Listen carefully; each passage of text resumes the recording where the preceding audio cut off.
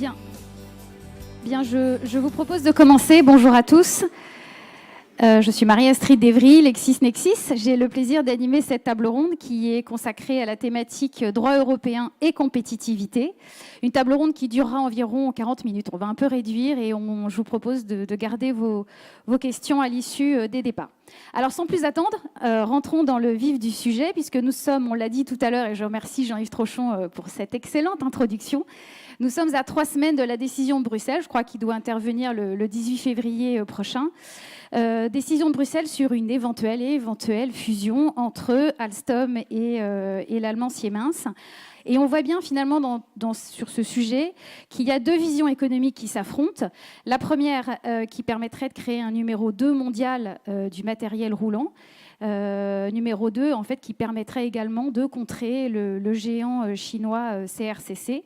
Et l'autre, qui est soutenu par des antitrusts allemands, espagnols, néerlandais, belges, britanniques aussi, qui craignent un champion européen trop important, qui profiterait évidemment d'une position dominante et qui pourrait mettre à mal la protection des consommateurs.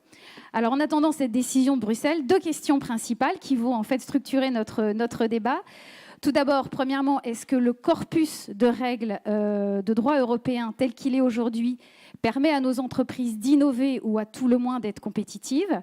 Ensuite, comment le droit européen de la concurrence peut être un levier de compétitivité? Et en synthèse, je vous propose un focus sur un ambitieux et nécessaire projet de Code européen des affaires, qui est une initiative franco-allemande et qui est soutenue par la Fondation pour le droit continental.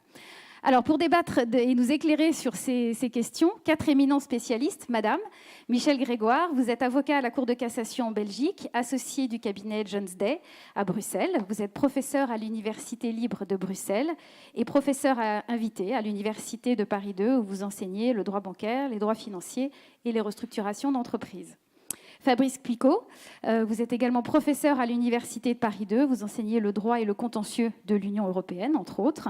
Vous êtes directeur du Centre de droit européen. Vous êtes directeur scientifique du Jurisclasseur Europe et de la Revue des affaires européennes.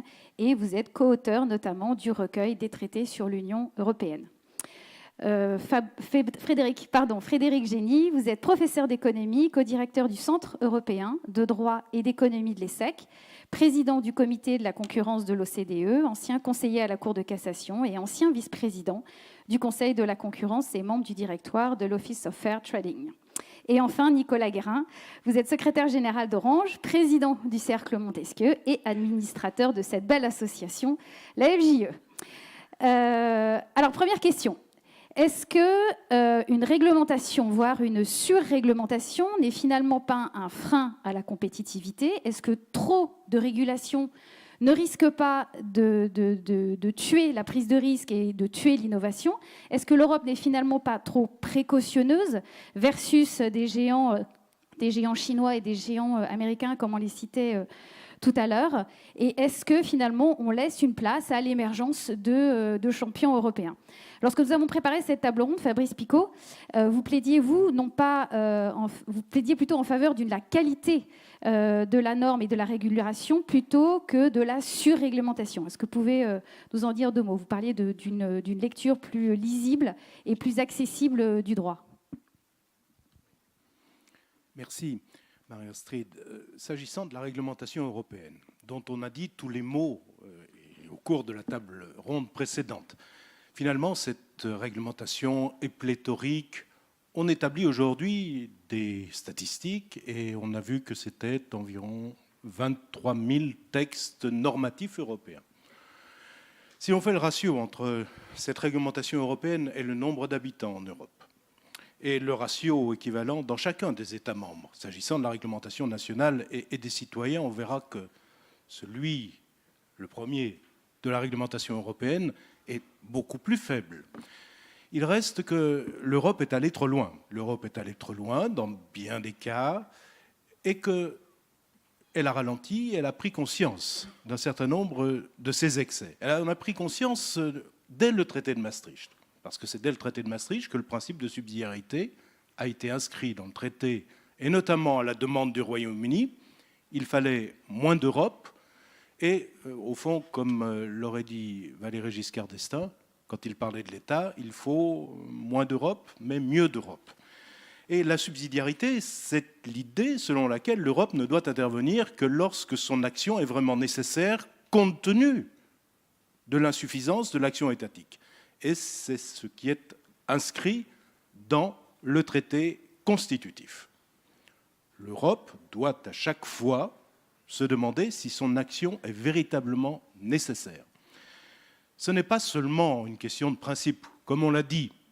Ce n'est pas seulement une question qui a été inscrite dans les traités pour rassurer un certain nombre de détracteurs de l'Europe et pour lutter contre la furie réglementaire. Non, aujourd'hui on voit que ce test est mis en œuvre, qu'il fait l'objet d'un contrôle notamment par les parlements nationaux, qui disposent de la possibilité de décerner un carton jaune, ce qui a été fait dans un certain nombre de cas, et notamment le Sénat français, qui a émis ce carton jaune en disant « sur ce point, vous allez trop loin, il n'est pas besoin d'agir au plan européen ». Ce que fait l'Europe est considérable, on l'a entendu tout à l'heure, dans tous les secteurs. Il n'y a plus un secteur de la vie en société qui échappe à l'emprise de la réglementation européenne. Mais, comme on l'a dit, il faut améliorer cette réglementation et les perspectives d'amélioration sont considérables. D'abord, en termes d'accessibilité. Lorsqu'on cherche un texte européen, alors on peut utiliser des moteurs de recherche les plus divers, mais normalement, celui qu'il faudrait utiliser, c'est Europa, Europa Lex. Vous allez sur le site et vous voyez qu'en fonction des mots qui sont introduits, les résultats ne sont pas toujours à la hauteur des recherches. Et là, il y a lieu d'améliorer les algorithmes, les moteurs de recherche en question. Un exemple, si vous avez un problème de concurrence déloyale, vous n'aurez pas nécessairement le texte qui se rapporte aux pratiques déloyales. Or, il y a un texte important qui a été adopté par le Parlement et le Conseil que vous connaissez. Et plus encore, s'il n'y a plus le mot en rapport avec le mot recherché, par exemple, restriction quantitative, qui est le terme officiel pour leur interdiction à l'article 34 du traité FUE, et que vous avez un problème relatif au contingent, la transformation ne sera pas nécessairement faite. Alors ces transformations sont faites au moyen de moteurs de recherche plus intelligents, si l'on peut dire, je reviendrai sur ce terme d'intelligence, notamment par des éditeurs. Alors il y a Lexis, il faut rendre hommage à Lexis, il y a Larcier qui a aussi un site où l'on travaille beaucoup sur la correspondance des termes pour faciliter la recherche et pour rendre pertinentes justement les recherches que nous offrent tous les instruments numériques. Le site doit être impérativement amélioré. Alors, oui, il y a une recherche à faire avec des matériaux plus simples, avec des matériaux plus opérationnels. Mais une fois que l'on a trouvé le texte en question, on peut effectivement essayer d'en comprendre les motivations, d'en comprendre les subtilités. Et bien souvent, la critique justifiée consiste à dire « mais ce sont des textes beaucoup trop longs, beaucoup trop compliqués », avec un exposé des motifs pléthorique qui consiste au fond à justifier chacun des articles, chacun des paragraphes de l'article considéré, avec des explications qui ne sont pas toujours nécessairement convaincantes. Et la rédaction des textes, de même que la rédaction des arrêts de la Cour de justice, doivent être impérativement améliorées dans un sens de la concision. Alors, qui peut le faire ? À qui il appartient de prendre l'initiative ? Eh bien, selon la formule classique, je crois, et on l'attribue à Royer-Collard, l'initiative, c'est gouverner. S'agissant du droit européen, c'est à la Commission de faire l'effort de présenter des propositions concises, sachant que ces propositions vont enfler au cours des discussions au Parlement européen et dans une certaine mesure au Conseil. Et le texte concis peut être ainsi enrichi d'une manière féconde le plus souvent, la Commission ayant quelques scrupules à présenter des textes concis en disant que la concision est synonyme de simplicité et d'une excessive simplicité. Pour autant, en proposant des textes d'une manière concise, on s'engage dans des débats et les discussions qui ont lieu dans les différentes commissions au Parlement européen témoignent de la richesse des débats et de l'importance des amendements qui sont apportés. Alors ces textes, une fois adoptés, doivent être diffusés, doivent être connus. Ils sont nombreux, ils sont souvent trop nombreux. Il y a lieu, d'une part, de les consolider. Consolider parce que dans telle ou telle matière, si l'on prend par exemple l'exemple des cosmétiques, il y a des textes qui ont été adoptés depuis le début des années 60. Et bien souvent, les institutions de l'Union ont adopté un texte modificatif de telle ou telle directive, avec une vingtaine de modifications qui se succèdent. Et il faut reconstruire le texte d'origine, de sorte que la consolidation est impérative. La Commission en a conscience et elle s'est efforcée de consolider un certain nombre de textes. De gros efforts ont été accomplis. Il y a la consolidation et la codification, dont on reparlera sans doute. Faut-il une codification officielle, une codification qui est opérée par les institutions de l'Union européenne, ou une codification d'origine privée, les éditeurs, on en a eu quelques exemples, ou bien une initiative citoyenne qui conduirait à justement présenter des textes correspondant aux aspirations des citoyens et des acteurs économiques. Donc on a différentes pistes de réflexion, mais il est important que l'Union travaille à la simplicité de ces textes. Il y avait, avant le traité de Lisbonne, une dizaine de catégories d'actes juridiques. Aujourd'hui, il n'y en a plus que 4. Règlements, directives, décisions et les actes non obligatoires, avis et recommandations. Un progrès a été fait. Mais au-delà de ces actes dits classiques, de la nomenclature, il y a toute une série d'actes innommés, atypiques, qui prennent la forme d'orientation, de communication, et les livres de toutes les couleurs qui sont adoptés par la Commission européenne. Ce qui est un signe de mauvaise gestion. On assombrit le tableau, on le complique excessivement. Et s'il est besoin d'adopter une orientation, un livre ou bien une communication sur des textes qui sont en vigueur, c'est que ces textes en vigueur ne sont pas clairs et qu'ils doivent être justement clarifiés. Mais pour les clarifier, il n'est pas nécessaire de développer de tels actes atypiques qui conduisent à assombrir le tableau et surtout à compliquer l'état de la législation. Si le texte n'est pas clair, s'il est insuffisant, s'il est lacunaire, il y a lieu de le modifier. Il faut aller à la source des problèmes plutôt que de vouloir justement par un nuage de fumée essayer de faire comprendre aux opérateurs quelle est la voie à suivre.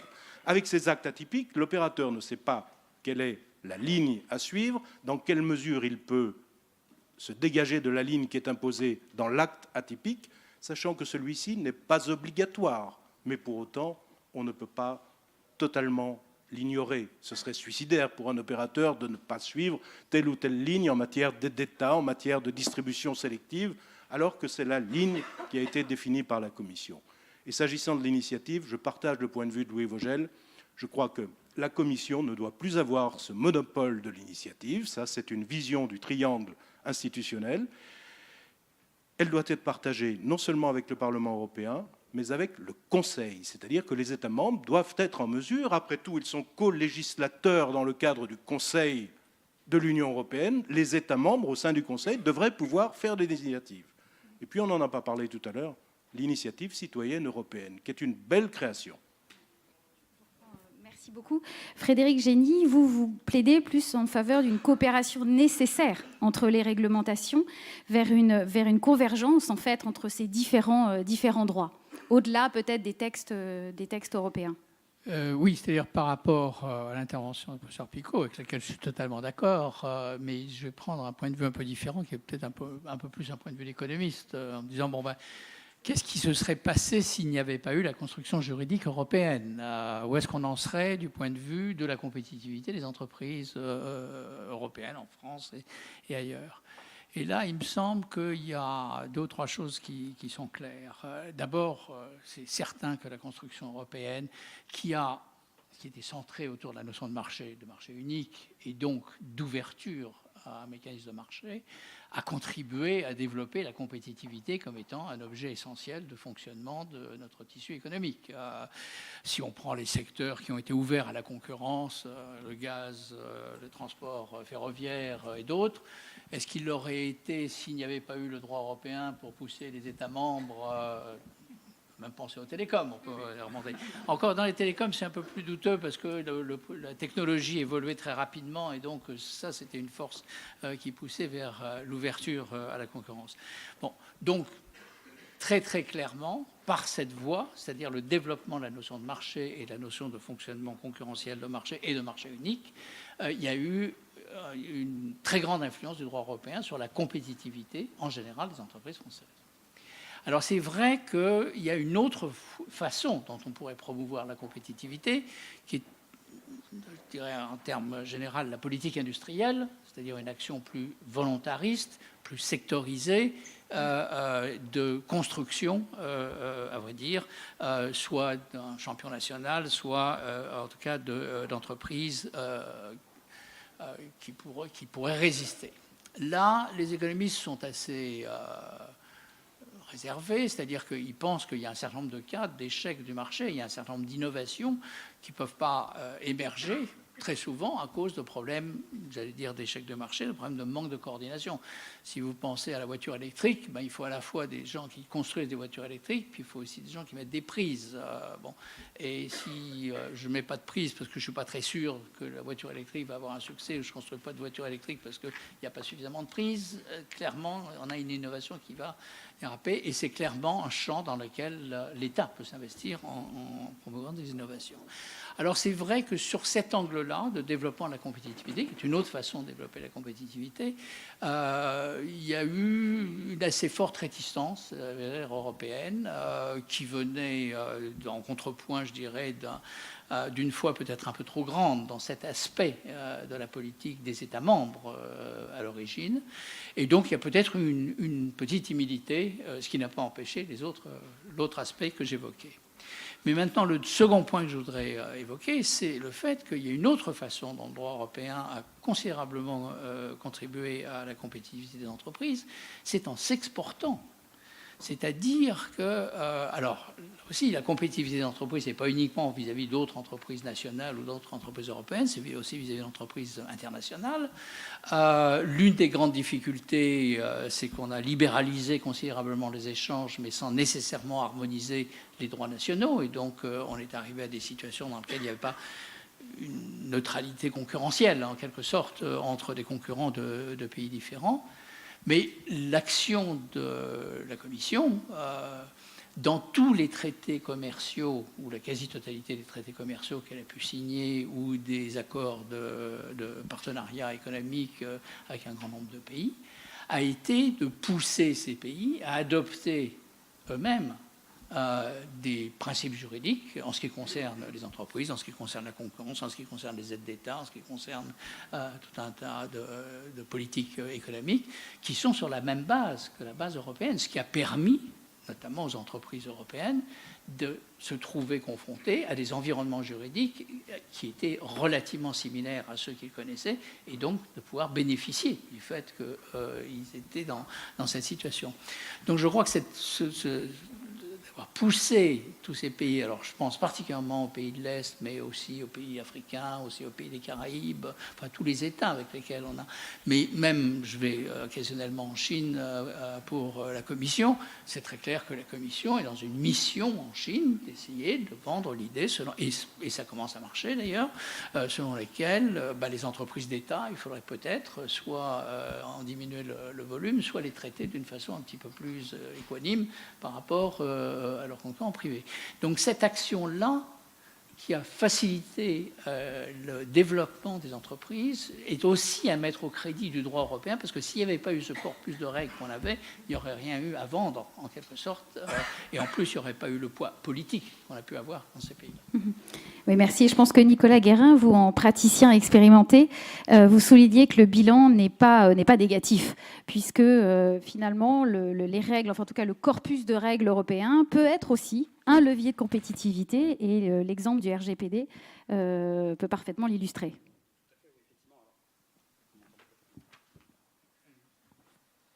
Oui, effectivement, je pense qu'on parle de surrégulation, évidemment, qu'il y a énormément de textes européens qui perturbent, qui sont des actes qui fragilisent la compétitivité des entreprises, mais ce n'est pas le propos que je veux avoir aujourd'hui. Je crois qu'il faut effectivement prendre ces exemples très très concrets qui montrent que parfois l'Europe, quand elle veut, elle nous fournit des outils extraordinaires, compétitifs, et qui nous permettent effectivement de mieux nous défendre face aux géants américains ou aux géants asiatiques.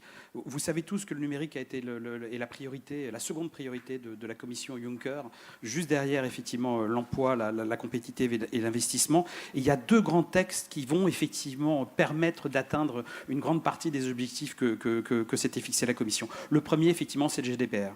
Le GDPR, c'est très lourd pour nous tous, il faut l'implémenter, c'est monstrueux, ça nécessite beaucoup de travail, mais au final, quand on aura maîtrisé cet outil-là, quand on l'aura mis en place, ce sera un formidable étendard pour nos entreprises, ce sera un formidable moyen de dire qu'en Europe, on protège les données, on n'exploite pas n'importe comment les données que les clients acceptent de nous confier, et donc ce sera une formidable incitation pour ces clients à venir nous confier à nous plutôt qu'à d'autres ces données. Et ça, c'est extraordinaire. C'est le premier effet très positif du GDPR. Le deuxième effet très positif du GDPR, c'est qu'en son sein, il prévoit des dispositions qui vont nous permettre notamment de lutter contre la réglementation américaine, contre l'extraterritorialité américaine. Et notamment, je vous invite à lire l'article 48 du GDPR, qui permet, via les traités, effectivement, de protéger les acteurs européens face à ces grands acteurs américains du cloud, qui ont le droit aujourd'hui, qui auraient le droit, sans ce texte, de faire ce qu'ils veulent des données que les opérateurs seront tenus de leur confier, sans que même ces opérateurs soient mis au courant de l'exploitation de ces données. Donc on a un exemple typique de ce GDPR qui peut-être est lourd, qui peut-être est difficile à mettre en œuvre, mais qui est extraordinairement efficace. Pour rester dans le numérique, il y a un deuxième exemple qui est très très concret, peu connu, qui est que dans les télécoms, on a déjà un code européen des télécommunications. Et ce code européen, il repose sur un raisonnement qui est tout à fait nouveau, qui a été évoqué dans la précédente table ronde. On avait un droit de la concurrence, on avait une réglementation des télécoms qui reposait sur l'idée de la protection du consommateur et que la concurrence doit être préservée sur les prix. Or, ce code européen, il n'oublie pas ces préoccupations, il ne les met pas en retrait, mais il ajoute d'autres objectifs à la réglementation qui sont essentiels. Un objectif que la réglementation doit être pro-investissement dans les réseaux. C'est-à-dire que si on n'a pas les réseaux les plus modernes possibles, il n'y aura pas de concurrence. Un objectif qui est de dire que la concurrence, elle doit se faire aussi par les infrastructures, par le déploiement, par l'aménagement du territoire. Un objectif qui dit que la régulation, elle ne doit pas être qu'asymétrique, elle doit aussi être symétrique. Pourquoi ? Parce qu'elle s'impose à tous les acteurs qui doivent élever leur niveau de jeu, élever la qualité de leur réseau, élever leurs engagements dans le marché et donc améliorer par cette efficacité renforcée la qualité de la concurrence. Un autre exemple, c'est que le texte prévoit même des dispositions assez menaçantes pour la concurrence. Si vous n'investissez pas, si vous ne jouez pas le jeu de cette régulation symétrique, il y aura dérégulation. C'est-à-dire qu'à ce moment-là, la régulation vous abandonnera. Vous voyez l'effet énorme que ça peut avoir sur un certain nombre d'acteurs. Ils n'ont plus le choix, il faut investir. En Espagne, on est numéro 2 derrière Telefónica, on a 12,5 millions de prises FTTH. On est au même niveau que Telefónica, parce que dès que deux acteurs sont présents sur une région, il y a dérégulation. Donc si on n'investit pas dans les réseaux, si on n'est pas présent, on loupera le coche du FTTH. En France, je crois que Free vient d'annoncer qu'elle avait 1 million de clients FTTH. Elle est poussée par ce même raisonnement qui consiste à dire que s'ils n'occupent pas le terrain, il y a un risque de dérégulation. Voilà, ce sont deux exemples très très concrets, très opérationnels qui montrent que quand l'Europe le veut, elle arrive à fournir au marché des outils très très efficaces qui favorisent une concurrence qui est beaucoup plus saine qu'une concurrence qui repose uniquement sur des guerres des prix ou sur un consumérisme aveugle. Donc un bilan plutôt positif sur lequel je crois, Michel Grégoire, vous êtes tout à fait d'accord. Vous expliquez évidemment qu'à l'exemple du RGPD, mais aussi des problématiques de disruption de marché sur les sociétés cotées, voilà, il y a des avancées positives et finalement ce corpus de règles est aussi moteur de compétitivité. Mais vous évoquerez aussi, je crois, une problématique de gouffre de souveraineté. Est-ce que vous pouvez nous en dire plus ? Et finalement, vers quel modèle il faudrait que l'on tende, si on était un petit peu idéaliste ?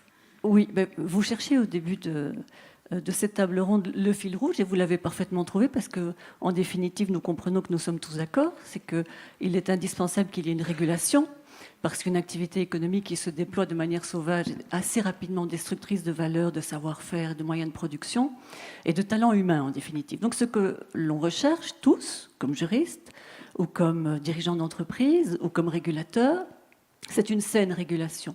Et la question qui se pose, c'est de savoir comment définir cette saine régulation. Alors, l'approche qui est peut-être la plus éclairante, c'est une approche qu'on pourrait qualifier de radicale, en ce sens qu'elle s'attache à la racine de la question. Et quel est le projet politique? On a évoqué tout à l'heure l'idée que l'Europe, en définitive, c'était à la base un projet politique. C'est un projet politique qu'on peut qualifier d'humaniste, en ce sens que c'est à l'échelle de l'être humain ou à l'échelle de l'entreprise que la norme doit s'adresser et être évaluée. Et ça se traduit d'ailleurs dans certains articles du traité, ne fût-ce que par la proclamation que l'Union européenne est un espace de justice, de liberté et de sécurité, c'est-à-dire pour l'être humain avant tout, ou pour l'entreprise qui est animée par l'être humain. Donc on n'est pas très loin de liberté, égalité, fraternité, si vous me permettez. Mais donc pour que tout ça soit compris par les destinataires de la norme, il faut que la norme soit claire, lisible et stable, de manière à ce qu'elle soit aussi prévisible dans ses effets et que chaque entreprise ou chaque personne puisse adapter son comportement pour répondre à peu près à l'idéal qui est promu par la norme. Du coup, il faut respecter toute une série de principes généraux pour obtenir une saine régulation. Et on l'a dit, on était passé à côté de ces principes-là. Il y a le principe de proportionnalité. Il faut prévoir une régulation qui soit adaptée aux objectifs poursuivis, qui n'excède pas dans son volume et dans sa complexité ce qui est recherché. Et aussi respecter le principe d'effectivité du droit. Alors c'est ce principe-là qui conduit à tendre à essayer de mettre au point, il sera question tout à l'heure du Code européen des affaires, un corpus qui permette d'identifier quels sont conceptuellement les grands principes qui peuvent régir le droit des affaires en Europe et qui soient exprimés de manière claire, lisible, prévisible dans ses effets. Donc oui, une saine régulation, ce qui permet alors de passer à un droit qui est un droit carcan vers un droit plutôt boussole. Et ça, c'est la tradition continentale qui peut renaître sans doute un petit peu plus librement aujourd'hui. Sur les gouffres de souveraineté. Oui, alors les gouffres de souveraineté, gouffre c'est peut-être un terme excessif. Disons qu'il y a une béance entre plusieurs souverainetés, en ce sens que l'Union européenne se construit, puisque c'est un traité à partir de déficits de souveraineté qui sont consentis par chacun des États qui adhèrent au traité. Et bien sûr, tout ça ne se fait pas si simplement que cela, on le sait bien. Et il y a dès lors, de temps en temps, une béance de souveraineté, c'est-à-dire que on ne sait plus très bien, ou parce qu'on ne sait plus très bien, il y a un cumul de normes à la fois nationales et européennes qui s'entrechoquent. Et la solution qu'a trouvée l'Union européenne pour avancer malgré cela, c'est effectivement ce qui a été évoqué tout à l'heure, le fait de faire des proclamations d'objectifs à atteindre au travers de toute une série de livres blancs, verts et de toutes les couleurs, comme vous l'avez dit, de manière à ce qu'il y ait une habituation au sein de la population et au sein des décideurs, et que le droit, finalement, au travers du soft law, s'adapte doucement et qu'il y ait une convergence lente mais résolue qui s'installe.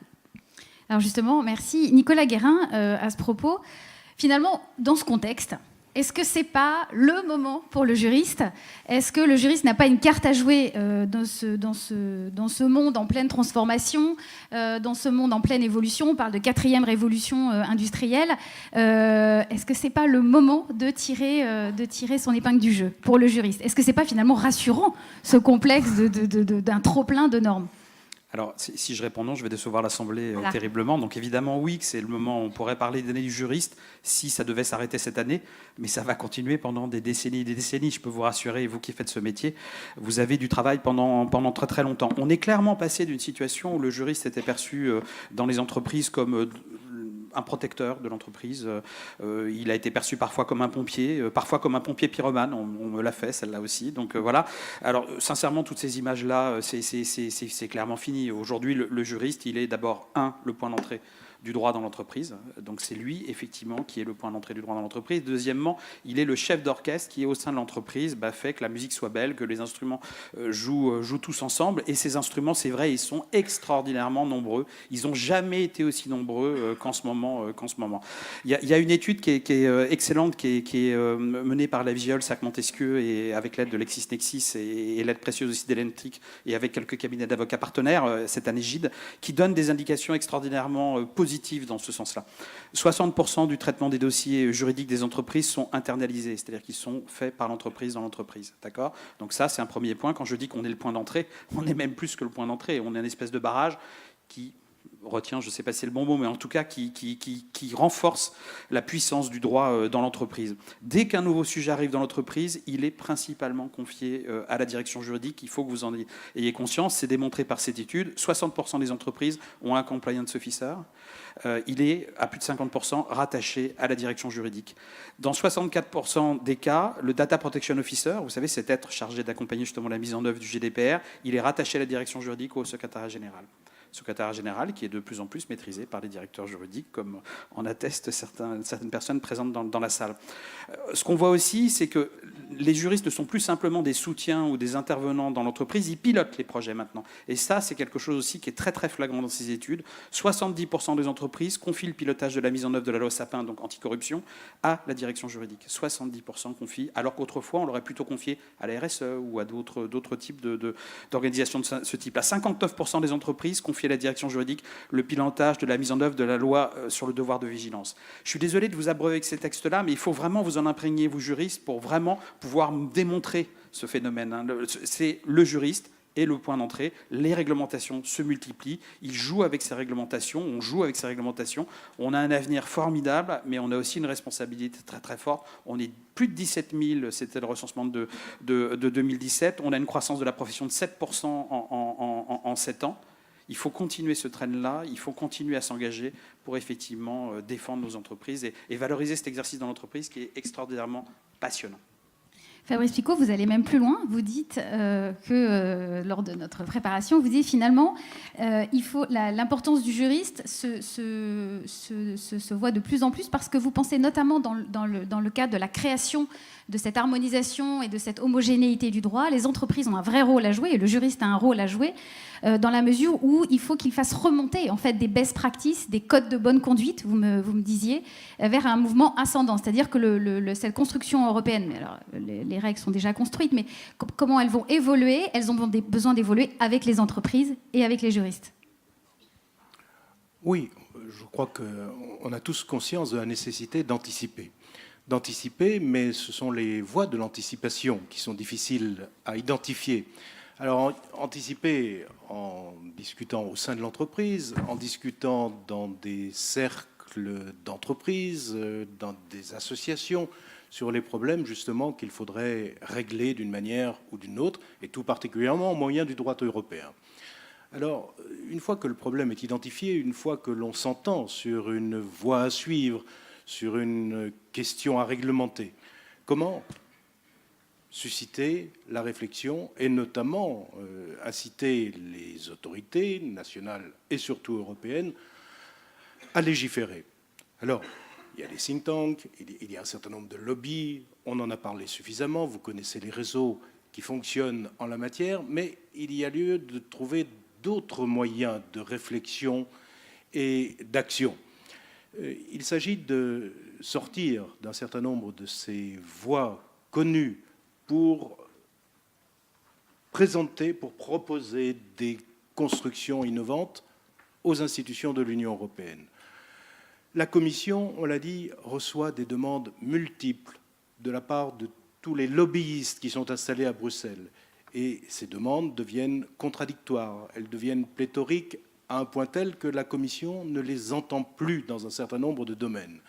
Donc, il y a lieu de se fédérer et de prendre des positions qui consistent justement à présenter une position commune, fût-elle quelque peu diluée, pour se faire entendre.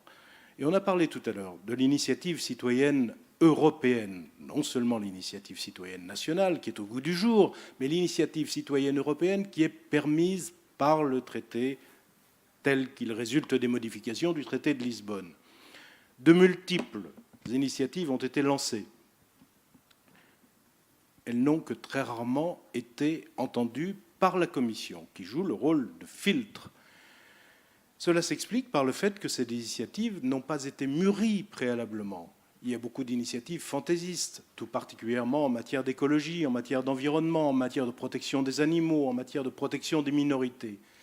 En revanche, on trouve très peu d'initiatives qui concernent des intérêts qui vous sont propres, des intérêts qui concernent vos débouchés économiques, qui ont trait à la protection des consommateurs, qui ont trait à l'opérabilité des réseaux, qui auraient trait à un certain nombre de voies de communication. Et si les entreprises, en quelque sorte citoyennes, entrent dans cette démarche qui consiste à proposer une initiative à la Commission européenne, alors il me semble que la Commission pourra entendre ce type d'initiative et je ne vois pas sur quel fondement elle pourrait les rejeter. Merci. Alors, je vais certainement dire un poncif. Notre économie est une économie de liberté, mais ces dernières années, on voit le contexte a complètement changé. La mondialisation s'est accélérée, qui est venue en fait un peu perturber les règles du jeu, puisque les concurrents, en tout cas entre les concurrents européens et nos concurrents étrangers, n'ont pas l'impression de jouer à armes égales. Conjugué à cela un contexte de crise, avec un soulèvement du mécontentement populaire, et à laquelle s'est ajoutée cette nouvelle révolution industrielle, numérique, intelligence artificielle. Alors, 3 questions. Quelles sont aujourd'hui, selon vous, les évolutions du droit européen, du droit de la concurrence dans ce contexte? Comment concilier ce droit avec des politiques d'innovation? Et comment le droit de la concurrence appréhende ces grands acteurs, notamment ceux du numérique, pour ne citer que. Frédéric Génie, pour vous, vous plaidez plutôt pour un regard plus économique de la Commission sur ces problématiques de droit de la concurrence. Oui, parce que je crois que le droit de la concurrence européen, et c'est également vrai au niveau des États membres, est confronté à 4 défis ou 4 problèmes. Le premier problème, qui n'est pas récent, c'est le problème du dogmatisme. Et le dogmatisme s'est exprimé de différentes façons dans le droit de la concurrence. L'une des façons, par exemple, c'est le fait que lorsque vous êtes face à une concentration, mettons, et que la Commission examine si oui ou non il pourrait y avoir une restriction de concurrence, et d'autre part, s'il y a éventuellement des contributions au progrès économique qui pourraient compenser en quelque sorte ça. Il y a 2 domaines qui ne sont pas évidents, mais qui révèlent un certain dogmatisme. Le premier domaine, c'est que les critères ne vont pas être les mêmes dans les 2 cas. Il suffit qu'il y ait une potentialité de restriction de la concurrence pour qu'il y ait des objections qui soient faites par la Commission. Mais en revanche, si les entreprises défendent l'idée selon laquelle il y a un progrès économique, il faut qu'elles prouvent absolument la réalité de ce progrès économique qui, par définition, n'est pas encore intervenu et donc qui ne peut pas être tellement prouvé. Donc là, on sent bien qu'il y a un a priori. Ceci, ça a eu un effet assez délétère sur, je dirais, la confiance d'une certaine partie des entreprises vis-à-vis du droit de la concurrence. Deuxième défi, alors ça, ce n'est pas justifié du point de vue économique. Honnêtement, vous ne trouverez rien dans la théorie économique qui justifie ça. C'est une attitude, je dirais, de protection de la Commission des autorités de concurrence qui fait en sorte que la compétitivité, les innovations, certains types de progrès ne sont pas pris en compte comme ils devraient l'être. Et là, c'est clair qu'il y a besoin pour la Commission d'aller plus loin dans un mouvement qu'elle a déjà amorcé de convergence vers l'analyse économique, mais elle est encore assez loin du compte, en tout cas en ce qui concerne les entreprises dominantes et les concentrations. Le deuxième défi, c'est le défi du statisme, c'est-à-dire qu'une autorité de concurrence, ça regarde ce qui s'est passé dans le passé ou bien ce qui va se passer dans les 2 ou 3 années qui viennent, à la rigueur les 5 ans qui viennent lorsqu'il s'agit d'une concentration. Bon. Donc, elle ne va pas du tout prendre en compte la possibilité qu'une restriction de la concurrence aujourd'hui peut conduire à une plus grande compétitivité demain. Parce que si le demain est trop éloigné, pour des raisons qu'on peut comprendre, elle dira moi je ne peux pas vraiment prévoir, c'est très aléatoire, donc je ne le prends pas en compte. Et c'est là où l'articulation avec la politique industrielle pose problème. Et c'est très exactement, on va dire, le genre de question qui est posée dans l'affaire Alstom-Siemens en ce moment. Donc une vision qui est particulièrement étriquée et qui a des tas d'avantages pour l'autorité de concurrence, parce que ça lui permet de définir des marchés de façon plus étroite, etc. Enfin, il y a des tas de choses qui vont avec. Le troisième défi, et là encore, il y a quelque chose qui ne contribue pas vraiment à la compétitivité ou pas suffisamment à la prise en compte de la compétitivité de l'innovation. Le troisième défi, c'est un défi qui n'est pas, dont l'origine n'est pas les autorités de concurrence, c'est un défi de l'analyse économique. Les économistes ne comprennent pas vraiment bien la relation qu'il peut y avoir entre concurrence et innovation. Alors, il y a des théories différentes ou des approches différentes, il y a beaucoup de confusion, il y a beaucoup de gens qui ont fait des études empiriques, mais tout ceci ne donne pas une réponse qui est très claire. Et tant qu'on ne comprend pas la relation, tout le monde est d'accord pour dire que ce qui est le plus important pour promouvoir le progrès, ce sont les innovations et c'est les efficiences dynamiques. Mais on ne sait pas si plus de concurrence conduit à plus d'innovation, moins de concurrence conduit à plus d'innovation. Enfin, tout est sur la table. Là, il y a un vrai besoin. Je n'en veux pas aux autorités de concurrence parce que c'est les économistes qui ne savent pas, qui n'ont pas réussi à maîtriser le problème, mais il y a besoin d'une recherche vraiment intensive pour essayer de résoudre ce problème, si on veut de faire en sorte que le droit de la concurrence serve véritablement à développer l'innovation et la compétitivité. C'est d'autant plus important, et c'est le quatrième défi, qu'on a maintenant une mutation technologique avec l'apparition du digital, et l'apparition du digital, ça permet le développement de ce qu'on appelle les innovations de rupture. Et les innovations de rupture, ça remet totalement en cause les catégories mentales sur lesquelles fonctionne le droit de la concurrence. Pour prendre un exemple, alors on sait que Uber concurrence les taxis. Alors, est-ce que Uber est un taxi? Non, Uber n'est pas un taxi. Donc, qu'est-ce que ça veut dire? Ça veut dire qu'il y a une concurrence qui vient de l'extérieur du marché. Or, les économistes traditionnels, d'une part, et d'autre part, les autorités de concurrence, sont programmés pour penser que la seule source de concurrence, elle vient du marché, mais elle ne vient pas de l'extérieur du marché. Si elle vient de l'extérieur du marché, c'est-à-dire que la définition du marché n'est plus la bonne, etc. De même, la notion même d'entreprise, au sens du droit de la concurrence, vole en éclats à partir du moment où des plateformes ne sont pas véritablement les entreprises, comme Uber n'est pas une entreprise de taxi, mais pourtant elle rend un service qui est parfaitement substituable. Bon, est-ce que c'est... Donc beaucoup de ces catégories ne sont plus acceptables. Alors 4 défis. Un défi du dogmatisme, un défi du statisme, un défi technologique, et puis le défi de notre ignorance fondamentale sur la relation entre concurrence et innovation. Merci. Nicolas Guérin, vous plaidez évidemment pour une nécessaire adaptation des outils, mais vous évoquez sur ce point finalement 2 difficultés. La temporalité, à l'exemple de la condamnation de Google, mais aussi d'un contrôle des concentrations qui s'effectue plutôt a priori.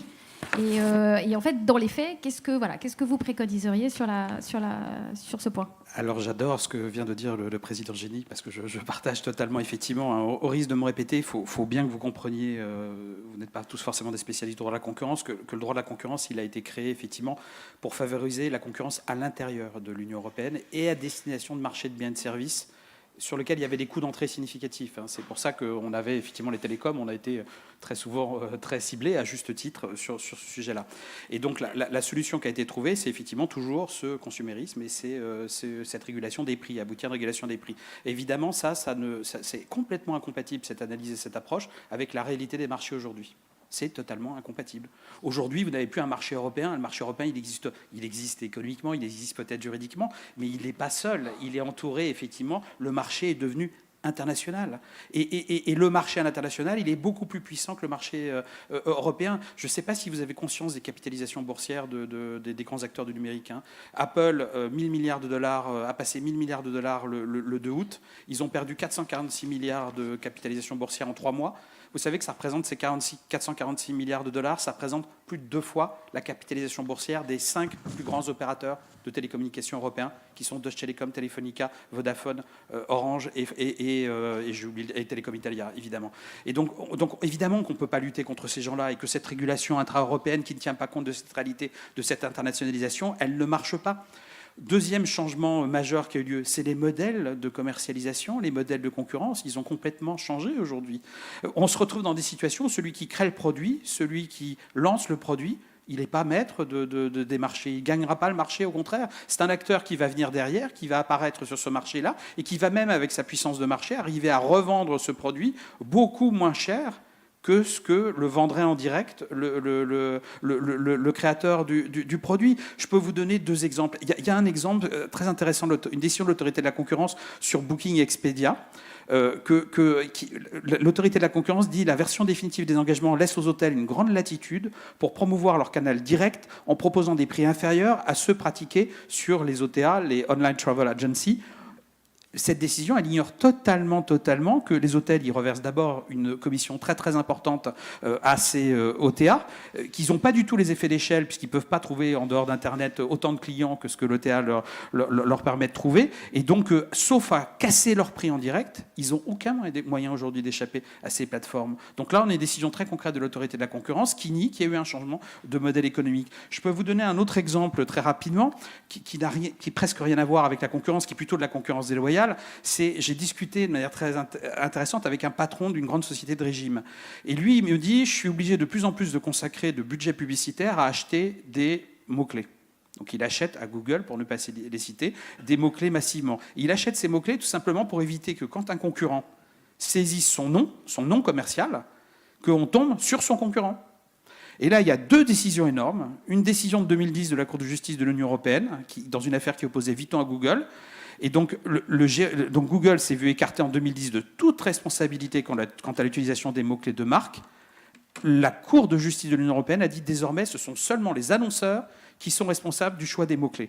Il y a un arrêt de la Cour d'appel de Versailles du 28 février 2017 qui dit un annonceur ne peut reprocher à un concurrent d'utiliser sa marque comme mot-clé, même exclusivement, s'il n'y a aucune confusion dans l'esprit de l'internaute quant à l'origine de l'annonce. Vous vous rendez compte ? Ça veut dire qu'on nie complètement la réalité, la puissance de la marque, ce type qui fonctionne sur justement des normes, vous le voyez partout. C'est ce président de société qu'on voit apparaître, c'est comme j'aime pour ne pas les citer. Voilà, mais on le voit apparaître partout. Il met énormément d'argent dans le développement de sa marque et ses concurrents tranquillement, sans aucun problème. Et ça, c'est pas du parasitisme, c'est pas de la concurrence déloyale. Il y a quand même un problème de modèle économique. On a parlé d'innovation, vous en avez parlé beaucoup. Évidemment que l'innovation, elle est majeure. On parle beaucoup d'intelligence artificielle aujourd'hui. Vous savez qu'il y a des startups en Chine, dans lesquelles il y a 10 000 ingénieurs d'IA, 10 000 ingénieurs d'IA, et qui touchent des subventions de l'État chinois pour avancer. Comment est-ce que vous voulez que nous, entreprises européennes, on lutte contre ça ? Et je vais juste faire un dernier petit commentaire. Il y a quelques années, on a essayé une initiative pour réunir les 5 grands opérateurs, ce qu'on appelait l'E5, les 5 grands opérateurs, pour essayer de discuter de standardisation mobile. Donc on voulait parler de paiement mobile, on voulait développer des modèles ouverts de paiement mobile, on voulait développer des iOS ouverts, des modèles d'iOS ouverts. On s'est réunis. On a fait des groupes de pratique, on a écrit à la Commission européenne pour les prévenir qu'on allait le faire, on a nommé un avocat d'un cabinet présent pas loin, Bruxelles, Jonesday, qui a effectivement assisté à toutes nos réunions en faisant des comptes rendus, en attestant qu'il n'y avait pas d'échange d'informations, etc. On s'est pris 18 mois d'enquête, des pavés de questionnaires de la Commission européenne. Évidemment, quand vous subissez une enquête comme ça, vous arrêtez tout. Ça a définitivement arrêté tous les efforts de standardisation dans ce domaine-là. Et si le message n'avait pas été assez compris, récemment, Apple, avec des fournisseurs des équipementiers, a attaqué la GSMA, a attaqué AT&T et Verizon en disant tous les efforts que vous faites sur des sujets d'échange, de normalisation, sur ce qu'on appelle la eSIM, la carte SIM de demain, c'est une entente, donc c'est interdit. Donc on a un droit de la concurrence, vous voyez, qui ne tient absolument pas compte des besoins qu'ont les acteurs classiques d'innover, qui ne s'intéresse pas du tout à l'innovation des nouveaux acteurs et qui bloque les acteurs traditionnels dans leur capacité d'innovation. Ça, il faut réformer ça, sinon on n'y arrivera absolument pas. Édifiant. Fabrice Picaud, vous souhaitez compléter ce propos ? Juste un point. Nicolas Guérin a fait référence justement au droit européen de la concurrence qui est applicable au sein de l'Union européenne, entre les 28. Mais il y a lieu de développer le droit de la concurrence dans les rapports avec les partenaires, avec les États tiers. Ça a commencé dans le cadre de l'espace économique européen en 1992, puisque le droit de la concurrence a été imposé aux 3 États partenaires certes des États qui n'avaient pas une force majeure sur la scène mondiale, le Liechtenstein, la Norvège, l'Islande. Mais ces États ne connaissaient pas toujours très bien le droit de la concurrence. Et c'est par l'exportation des mécanismes qui s'appliquaient au sein de l'Union européenne qu'ils se sont vus imposer le respect du droit européen de la concurrence. Actuellement, devant le Parlement européen, il y a une discussion s'agissant d'un accord spécifique qui porte sur l'application du droit de la concurrence dans l'Union et au Canada. Et c'est ainsi que, lors des négociations avec les États tiers, il y a lieu d'imposer à ces États tiers un certain nombre de principes en matière de droit de la concurrence. C'est le cas aujourd'hui dans les négociations avec Monaco, micro-État certes, mais ce doit être le cas avec d'autres États qui occupent une place importante dans le monde. Le droit européen de la concurrence n'est peut-être pas le modèle à suivre à la lettre, mais tout de même, compte tenu des apports, il y a lieu d'exporter les éléments qui ont réussi. Michel Grégoire, très vite, vous expliquez que finalement, le droit de la concurrence n'est finalement pas que le vilain petit canard qui empêche l'émergence de ces champions européens. On a aussi un problème qui est peut-être plus culturel que juridique. Oui, bien sûr, mais je pense que là aussi, je pense qu'on est absolument tous d'accord sur ce qui vient d'être dit. Et donc, il faut une saine concurrence et repenser toute une série de paradigmes, et notamment la notion de marché au regard de la politique industrielle. Mais l'émergence de grands champions, c'est peut-être pas mondiaux, c'est peut-être pas nécessairement ce qu'il faut poursuivre comme objectif. Et l'attention peut être portée davantage sur les petites ou les moyennes entreprises qui sont le tissu de l'Union européenne, en définitive le tissu économique de l'Union européenne. Donc oui, une saine concurrence, c'est nécessaire pour que puissent émerger aussi des entreprises qui n'ont pas nécessairement une taille globalisée. Alors très rapidement, parce que c'est la fin, je pense que tous nos avis convergent vers un droit plus lisible, vers un droit plus stable, vers un droit plus proche de la réalité des entreprises, qui peut être aussi moins aléatoire en termes d'interprétation. Et justement, à l'initiative des gouvernements français et allemands, il y a un projet nécessaire et ambitieux, je disais tout à l'heure, qui est en passe de voir le jour, c'est le Code européen des affaires. Michel Grégoire, et je suis désolée, mais on terminera par vous, parce qu'après on va laisser des questions dans la salle. Je me permets de vous interpeller parce que vous participez à ce projet de manière active. Pouvez-vous nous détailler en fait, le périmètre de ce projet et peut-être aussi nous réconforter sur nos espoirs de travailler avec un droit accessible, stable et particulièrement homogène? Oui, alors je vais essayer d'être à la fois synthétique et détaillée. Mais en définitive, c'est le discours de la Sorbonne du président Macron qui a été un des éléments déclencheurs de ce processus, bien que la réflexion existait déjà en amont. Mais il vient de se concrétiser, comme vous l'avez dit, par le traité du 22 janvier d'Aix-la-Chapelle. Oui, voilà. Donc l'idée est de créer au départ une zone économique franco-allemande avec des règles communes destinées aux entreprises. Donc le Code européen des affaires, c'est un code dont les destinataires sont les entreprises dans leur rapport entre elles.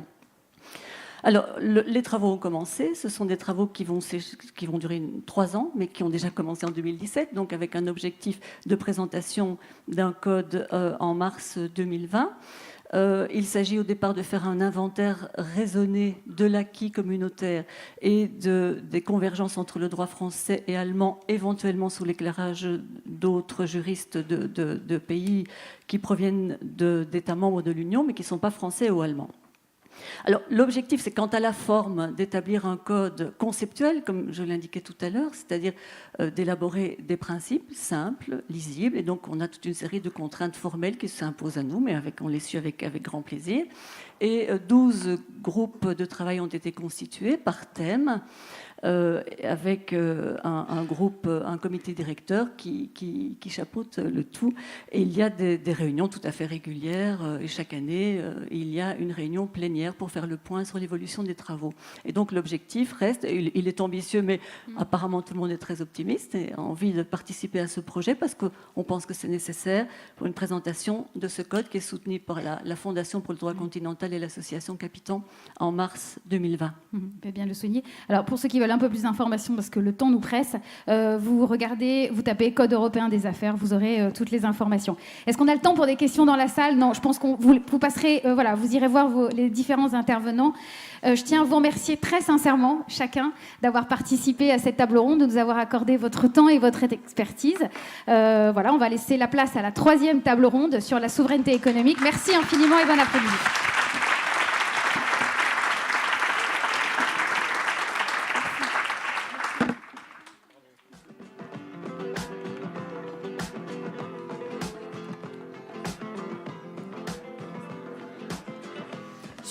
Surtout, ne partez pas. Je sens la musique qui fait semblant et qui vous donne l'impression que vous allez pouvoir partir. Merci beaucoup à tous. Et désolée encore pour cette manière un peu maladroite de faire avancer les choses. Mais nous avons été informés que Madame la garde des Sceaux serait présente à 18h50, donc au premier étage, là où nous avons eu notre café et déjeuner. Et donc, nous voulons être sûrs que nous puissions tous être là pour l'accueillir, ce qui est la moindre des choses. Nous passons à la 3e table ronde. Je vous rappelle donc son titre, le droit outil de souveraineté économique pour l'Union européenne. Question. Et j'invite donc à cette table Bernard Cazeneuve, s'il vous plaît, Monsieur le Premier ministre, Xavier Hubert, que j'ai vu dans la salle, ainsi que Hugues Boutinon-Dumas.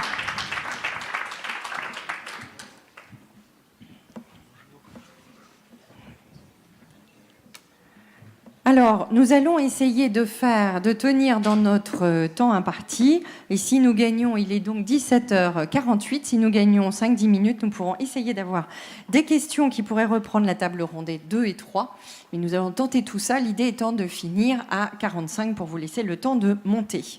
Alors tout d'abord, je tiens à remercier nos panélistes pour être présents et d'être avec nous. Et puis deuxième chose, je tiens à vous... à excuser Monsieur Raphaël Gauvin, qui est député de la Saône-et-Loire et qui a été retenu dans sa circonscription en dernière minute et qui nous en a donc fait part hier. Alors, pour entrer dans le vif du sujet, dans ces 2 tables rondes précédentes, on a un peu évoqué cette idée de souveraineté. Elle vient d'ailleurs d'être à nouveau réévoquée. Nous avons indiqué dans ce titre, le droit est-il finalement un outil de souveraineté? Alors moi, j'aimerais revenir à ce discours en fait de notre président Emmanuel Macron en septembre 2017, si vous vous souvenez, à la Sorbonne. Et il parlait de quoi? Je passerai sur un certain nombre d'éléments de son discours, mais il parlait de quoi? Il parlait d'avoir une Europe unie, souveraine et démocratique. Donc venait cette idée de souveraineté. On sait que cette idée de souveraineté a parfois ému, voire agacé un certain nombre de personnes, voyant ça comme une manière de s'accaparer finalement la souveraineté dite nationale. On voit que d'autres l'entendent aujourd'hui peut-être comme une possibilité plutôt de voir quelque chose d'un peu plus haut et d'un peu plus loin, et une manière surtout de positionner l'Europe vis-à-vis de, comme on vient de le dire dans la table 1 et la table 2, des empires qui sont ceux des États-Unis et ceux de l'Asie et ceux de la Chine, et donc comment se positionner. Donc j'ai une première question que j'aimerais poser à Monsieur Boutinon-Dumas et à Monsieur le Premier ministre Bernard Cazeneuve. J'aimerais poser cette question qui est qu'est-ce que l'on entend et qu'est-ce que vous entendez, notamment Monsieur Boutinon-Dumas, par la notion de souveraineté en termes de souveraineté économique. Et je poserai la même question à Monsieur Bernard Cazeneuve sur un plan de souveraineté juridique, déjà pour qu'on pose ce débat. Merci beaucoup pour votre invitation et pour me donner l'occasion d'aborder donc ce thème de la souveraineté économique européenne. J'étais presque un petit peu surpris de voir que dans le titre, il n'y avait pas de point d'interrogation, qu'on parlait à la voix affirmative du droit comme d'un outil de souveraineté économique de l'Union européenne. L'idée ne me semble pas évidente. L'idée de souveraineté déjà, de souveraineté économique, et puis le rôle positif que le droit pourrait jouer par rapport à la souveraineté économique. La souveraineté, c'est l'idée qu'on est maître chez soi. C'est relativement simple à comprendre dans un premier temps. Souveraineté économique, c'est sans doute l'idée que les acteurs économiques privés, acteurs économiques publics également, autorités de régulation au sens large, ont une capacité de décider de leur destin, de se déterminer collectivement dans ce domaine de l'économie. Il me semble que pour mieux cerner cette notion de souveraineté économique, il est utile de revenir sur son contraire, c'est-à-dire essayer d'examiner quelles sont les situations dans lesquelles on est privé de souveraineté économique, et puis de voir pour ces différentes situations ce que le droit, quel est le positionnement du droit. Est-ce que le droit favorise la souveraineté économique? Est-ce qu'il est neutre? Voire est-ce qu'il constitue possiblement un obstacle à cette souveraineté économique? Il m'a semblé qu'on pouvait distinguer 5 situations typiques dans lesquelles la souveraineté économique est prise en défaut. Tout d'abord, la subordination institutionnelle. Je vais passer rapidement là-dessus parce que ça pose guère de problème. Est-ce qu'il y a au-dessus de l'Union européenne des autorités normatives supranationales et donc supra-régionales qui dicteraient les règles économiques à l'Union européenne? Cette question se pose guère parce que les autorités normatives internationales n'ont pas un pouvoir coercitif. L'ONU, l'OCDE, les organisations de ce type-là, le comité de Bâle, peuvent élaborer des normes, mais ces normes ne vont pas s'imposer à l'Union européenne. L'Union européenne pourra choisir d'adopter ces normes, et d'ailleurs ce sera un problème que j'évoquerai peut-être à propos des normes comptables, mais ces normes ne s'imposent pas à l'Union européenne, et donc l'Union européenne reste souveraine de ce point de vue-là. Il y a l'inféodation économique, ensuite. L'inféodation économique, c'est le fait qu'un système économique national ou régional se trouve structurellement dépendant de débouchés extérieurs. Et ça, ce risque-là, il existe peu pour l'Union européenne en raison de sa remarquable diversification. L'économie européenne est diversifiée et donc on n'a pas de dépendance vis-à-vis d'un partenaire extérieur à qui on devrait tout. En revanche, il y a les conséquences d'une subordination géostratégique. Et ça, on voit ces derniers temps un exemple tout à fait frappant. C'est le fait que l'Union européenne, ou les États, la plupart des États de l'Union européenne étant affiliés à une alliance stratégique, sont obligés d'en subir les conséquences économiques. Et c'est exactement ce qui s'est passé avec l'Iran. Dans le cas de l'Iran, les sanctions contre l'Iran ont été décidées par une puissance extérieure, en l'occurrence les États-Unis. L'Union européenne n'a pas du tout été impliquée dans ce choix. En tout cas, si elle a discuté, elle était évidemment sur des positions tout à fait différentes. Et là, on voit que le droit ne peut pas faire grand-chose. C'est-à-dire qu'il y a des réactions institutionnelles de l'Union européenne pour essayer de réagir à cette situation, pour essayer de permettre de compenser le désavantage que constitue la privation de l'accès au marché américain, mais la conséquence que l'on voit aujourd'hui, dans la réalité, c'est un désinvestissement, notamment des entreprises européennes, françaises, allemandes, qui étaient tentées de nouer, de s'engager dans la voie d'un partenariat économique avec ce pays. Troisième situation problématique, la colonisation économique. Alors on parle de cas particuliers, comme par exemple, on parle de l'Europe comme d'une colonie numérique américaine. Ça renvoie à l'idée que des entreprises, notamment des entreprises stratégiques ou des infrastructures économiques essentielles, peuvent passer sous contrôle étranger. Et peut-on imaginer être économiquement souverain lorsque des secteurs entiers sont sous contrôle d'acteurs qui décident, qui prennent les décisions à l'extérieur, avec parfois d'ailleurs des objectifs plus politiques qu'économiques? Par rapport à cette question-là, quelle est la position du droit économique européen? Est-ce que le droit économique européen empêche, ralentit ces prises de contrôle? On l'a déjà évoqué à l'occasion des 2 tables rondes précédentes, on peut avoir de sérieux doutes. Il semble que le droit économique soit largement impuissant pour empêcher ces prises de contrôle, voire qu'il les favorise, notamment à travers des principes comme le principe de libre circulation des capitaux, qui trouve parfois à s'appliquer en défaveur des acteurs européens et donc, in fine, de la souveraineté économique européenne. Quatrième situation problématique, la dépendance économique. La dépendance économique qui est d'abord une question de fait. L'économie européenne est dans une certaine mesure dépendante, par exemple, d'approvisionnement en matières premières et en hydrocarbures venant de l'extérieur, dépendante de technologies, dans certains domaines en particulier, peut-être dépendante aussi de l'épargne mondiale. Par rapport à cette situation qui correspond schématiquement à un déséquilibre entre l'offre et la demande interne intra-européenne, là encore, le droit ne peut pas faire grand-chose. La réponse, elle est sans doute plutôt du côté des politiques industrielles, des politiques sectorielles, pour essayer de prendre en compte d'autres objectifs que le fonctionnement du marché, comme par exemple la sécurité énergétique, la sécurité géostratégique, etc.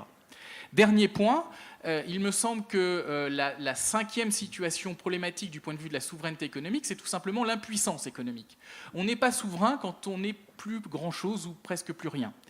Et cette impuissance économique, qui n'est évidemment pas descriptive de la situation actuelle, en tout cas la tendance, le risque peut se présenter lorsque la substance économique européenne tente à disparaître.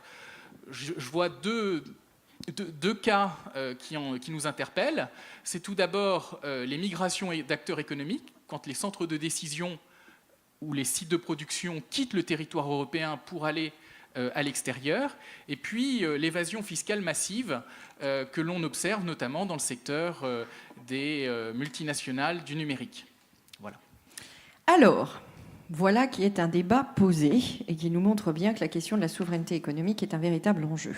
Alors Bernard Cazeneuve, je crois que c'est l'opportunité pour vous certainement de nous dire, et le droit là-dedans, est-ce que comme nous l'a dit Hugues Boutinon-Dumas, le droit n'y peut pas grand-chose, ou est-ce que finalement, si l'on prend, et je pense que nous allons prendre un certain nombre de thèmes, nous pouvons penser à l'innovation, certains ont pensé tout à l'heure au RGPD, d'autres ont pu penser à la compliance, on peut penser au droit économique, je crois qu'on a un certain nombre d'éléments. De votre côté, pensez-vous que le droit a un rôle à jouer pour justement essayer de préserver cette notion de souveraineté, ou n'a-t-on véritablement aucune solution ? Bien, merci d'abord pour votre invitation. Merci de me donner l'occasion de m'exprimer sur ce sujet. Merci de me donner l'occasion de le faire après cette brillante intervention qui définit à la fois un cadre de réflexion conceptuelle et pose un certain nombre de problèmes. D'abord, venons immédiatement au contenu de la notion. Comment est-ce que l'on peut définir la souveraineté en essayant de faire en sorte que la manière dont on définit la notion permette d'englober la totalité des problématiques qui viennent d'être évoquées, dont on a vu à travers votre propos brillant qu'elles sont à la fois économiques, juridiques, géopolitiques, puisqu'elles engagent des relations de puissance. Et essayons à partir de cette analyse de définir le rôle que peut jouer le droit pour faire en sorte qu'il protège les intérêts stratégiques qui sont les nôtres et à travers lesquels notre souveraineté peut ou pas se renforcer, perdre de la substance et du contenu.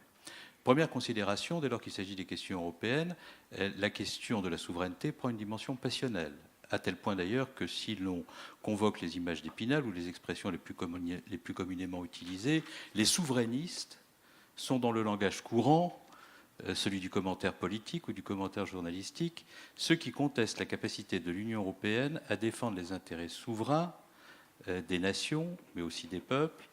Et généralement, lorsque les souverainistes s'expriment, c'est pour contester les transferts de compétences que nous avons consentis à l'Europe et pour stigmatiser l'incapacité de l'Europe à nous protéger sur l'essentiel.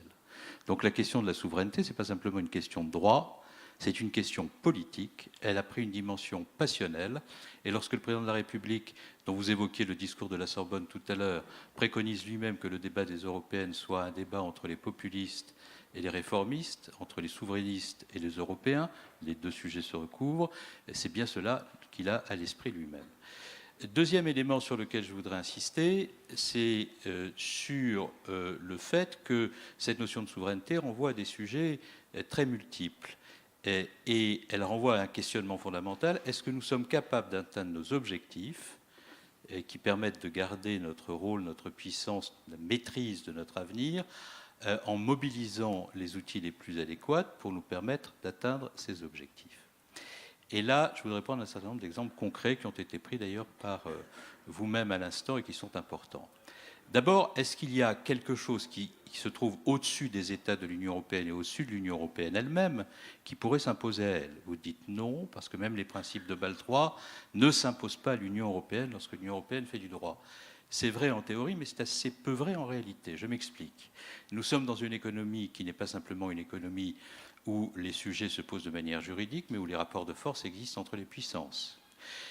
Comme l'Union européenne, sur beaucoup de sujets sur lesquels elle aurait pu faire du droit pour protéger ses intérêts, a tardé à le faire, j'y reviendrai sur les sujets de lutte anticorruption, le droit anglo-saxon s'est emparé des questions que l'Europe ne traitait pas, et notamment la question de la régulation financière et bancaire. C'est à l'intérieur du comité de Bâle III que les réflexions juridiques se sont nouées sur la meilleure manière d'assurer la régulation du système bancaire et de mettre en place la supervision et la régulation bancaire. Et lorsqu'à travers le processus dit de Lamfalussy, qui est un nom d'un professeur de droit qui a essayé de transcrire en droit européen les principes de Bâle III, on a essayé de traduire tout cela dans des normes, c'est à partir des principes de droit anglo-saxon que l'on a élaboré le dispositif de régulation bancaire avec ses 3 piliers, supervision bancaire, régulation des crises bancaires et dispositif de garantie des dépôts. Bon. Donc, il n'y a pas de droit qui s'impose à nous, mais il y a des rapports de force qui s'imposent à nous et qui contribuent à faire du droit, qui parfois s'imposent à nous. Donc, j'aurais par rapport à ce premier élément une petite nuance. Il y a un droit anglo-saxon qui est dominant parce qu'on a trop tardé à prendre des dispositions sur des sujets où nos souverainetés étaient engagées. Et ensuite, nous nous lamentons du fait de la relation asymétrique entre l'Europe et les États-Unis lorsque les États-Unis cherchent à nous imposer leur puissance. Deuxième élément sur lequel je voudrais insister, c'est sur le fait que nous reprochons beaucoup à autrui ce qui est imputable à notre propre responsabilité. J'en viens à la question de la capacité du droit à défendre notre souveraineté. Je prendrai un exemple très concret qui parlera, j'en suis convaincu, à beaucoup de juristes d'entreprise qui sont dans cette salle, qui est la question de la lutte contre la corruption. Je vais prendre des faits. C'est en 1977 que les premiers textes importants de lutte contre la corruption sont élaborés par les États-Unis, qui, confrontés au scandale du Watergate, décident à travers le FCPA de disposer de règles pour eux-mêmes destinées à rétablir leur réputation. Il faut attendre, mesdames et messieurs, 20 ans avant que l'OCDE n'élabore à travers la Convention de décembre 1997 les premières règles relatives à la poursuite ceux qui sont à l'origine de corruption d'agents publics étrangers. Certes, ce sera transposé assez rapidement en droit français, début des années 2000, mais il faudra attendre 2010 pour que ce soit transposé en droit français, et 2017 pour que nous ayons un dispositif de prévention de la corruption qui permette de protéger nos propres entreprises du risque de corruption, alors même que celles-ci étaient depuis près de 3 décennies soumises à l'intervention extraterritoriale très intrusive du juge américain. Mais on ne peut pas à la fois dire nous tardons à mettre en place ces dispositifs de protection de nos propres entreprises contre le risque de corruption. Donc nous laissons les Américains s'ériger en seuls gendarmes de la corruption à travers le monde. Nous regrettons l'intervention extraterritoriale de ces juges qui parfois remettent en cause nos intérêts industriels souverains, parce que je n'exclus pas que le droit de la conformité puisse être utilisé à des fins de protectionnistes, surtout lorsque l'administration américaine devient aussi protectionniste que celle que nous avons en face de nous. Et dans le même temps, dire mais tout cela est de la faute des Américains seuls et nous n'y sommes pour rien et nous subissons vraiment des procédés scandaleux. Non, si nous avions nous-mêmes bien avant mis en place des règles destinées à nous protéger et à sanctionner la corruption en notre sein, nous aurions été davantage légitimes à dire aux Américains ne vous occupez pas de nos affaires parce que nous sommes assez grands pour nous en occuper nous-mêmes, ce que nous n'avons pas fait.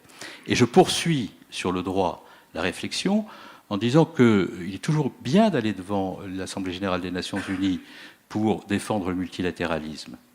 Mais défendre le multilatéralisme à l'Assemblée générale des Nations unies face à l'unilatéralisme de l'administration américaine telle qu'elle nous apparaît aujourd'hui est beaucoup moins puissant intellectuellement et politiquement lorsque nous sommes incapables sur les sujets essentiels de faire vivre le multilatéralisme à l'intérieur de l'Union européenne. C'est-à-dire que nous ne sommes pas capables d'avoir un droit européen de la compliance. Si nous avions un droit européen de la compliance, nous serions capables, je parle sous le contrôle des professeurs de droit, sur la base de l'article 83 du TFUE, de définir une compétence extraterritoriale du juge pénal européen. Cette compétence extraterritoriale du juge pénal européen permettrait au juge européen de faire à partir de critères d'extraterritorialité peut-être un peu différents de ceux qui président à l'intervention du juge américain dans nos affaires, des investigations de nos entreprises américaines. Et nous serions dans une relation de ce fait un peu rééquilibrée par rapport à celle qui prévaut aujourd'hui. Donc par rapport à votre question, j'arrive à ma conclusion, oui, le droit peut faire de la défense de souveraineté et le droit européen peut faire de la défense de souveraineté et le droit européen peut contribuer à corriger la relation asymétrique entre l'Union européenne et les États-Unis. Mais il faut pour cela quelque chose qui s'appelle la volonté politique. Et d'ailleurs, je vous fais remarquer qu'alors même que beaucoup de nos entreprises font l'objet de ces interventions intrusives du juge américain, que nous aurions intérêt à mettre ce sujet sur le métier, il est totalement absent du débat qui se profile à quelques semaines des élections européennes.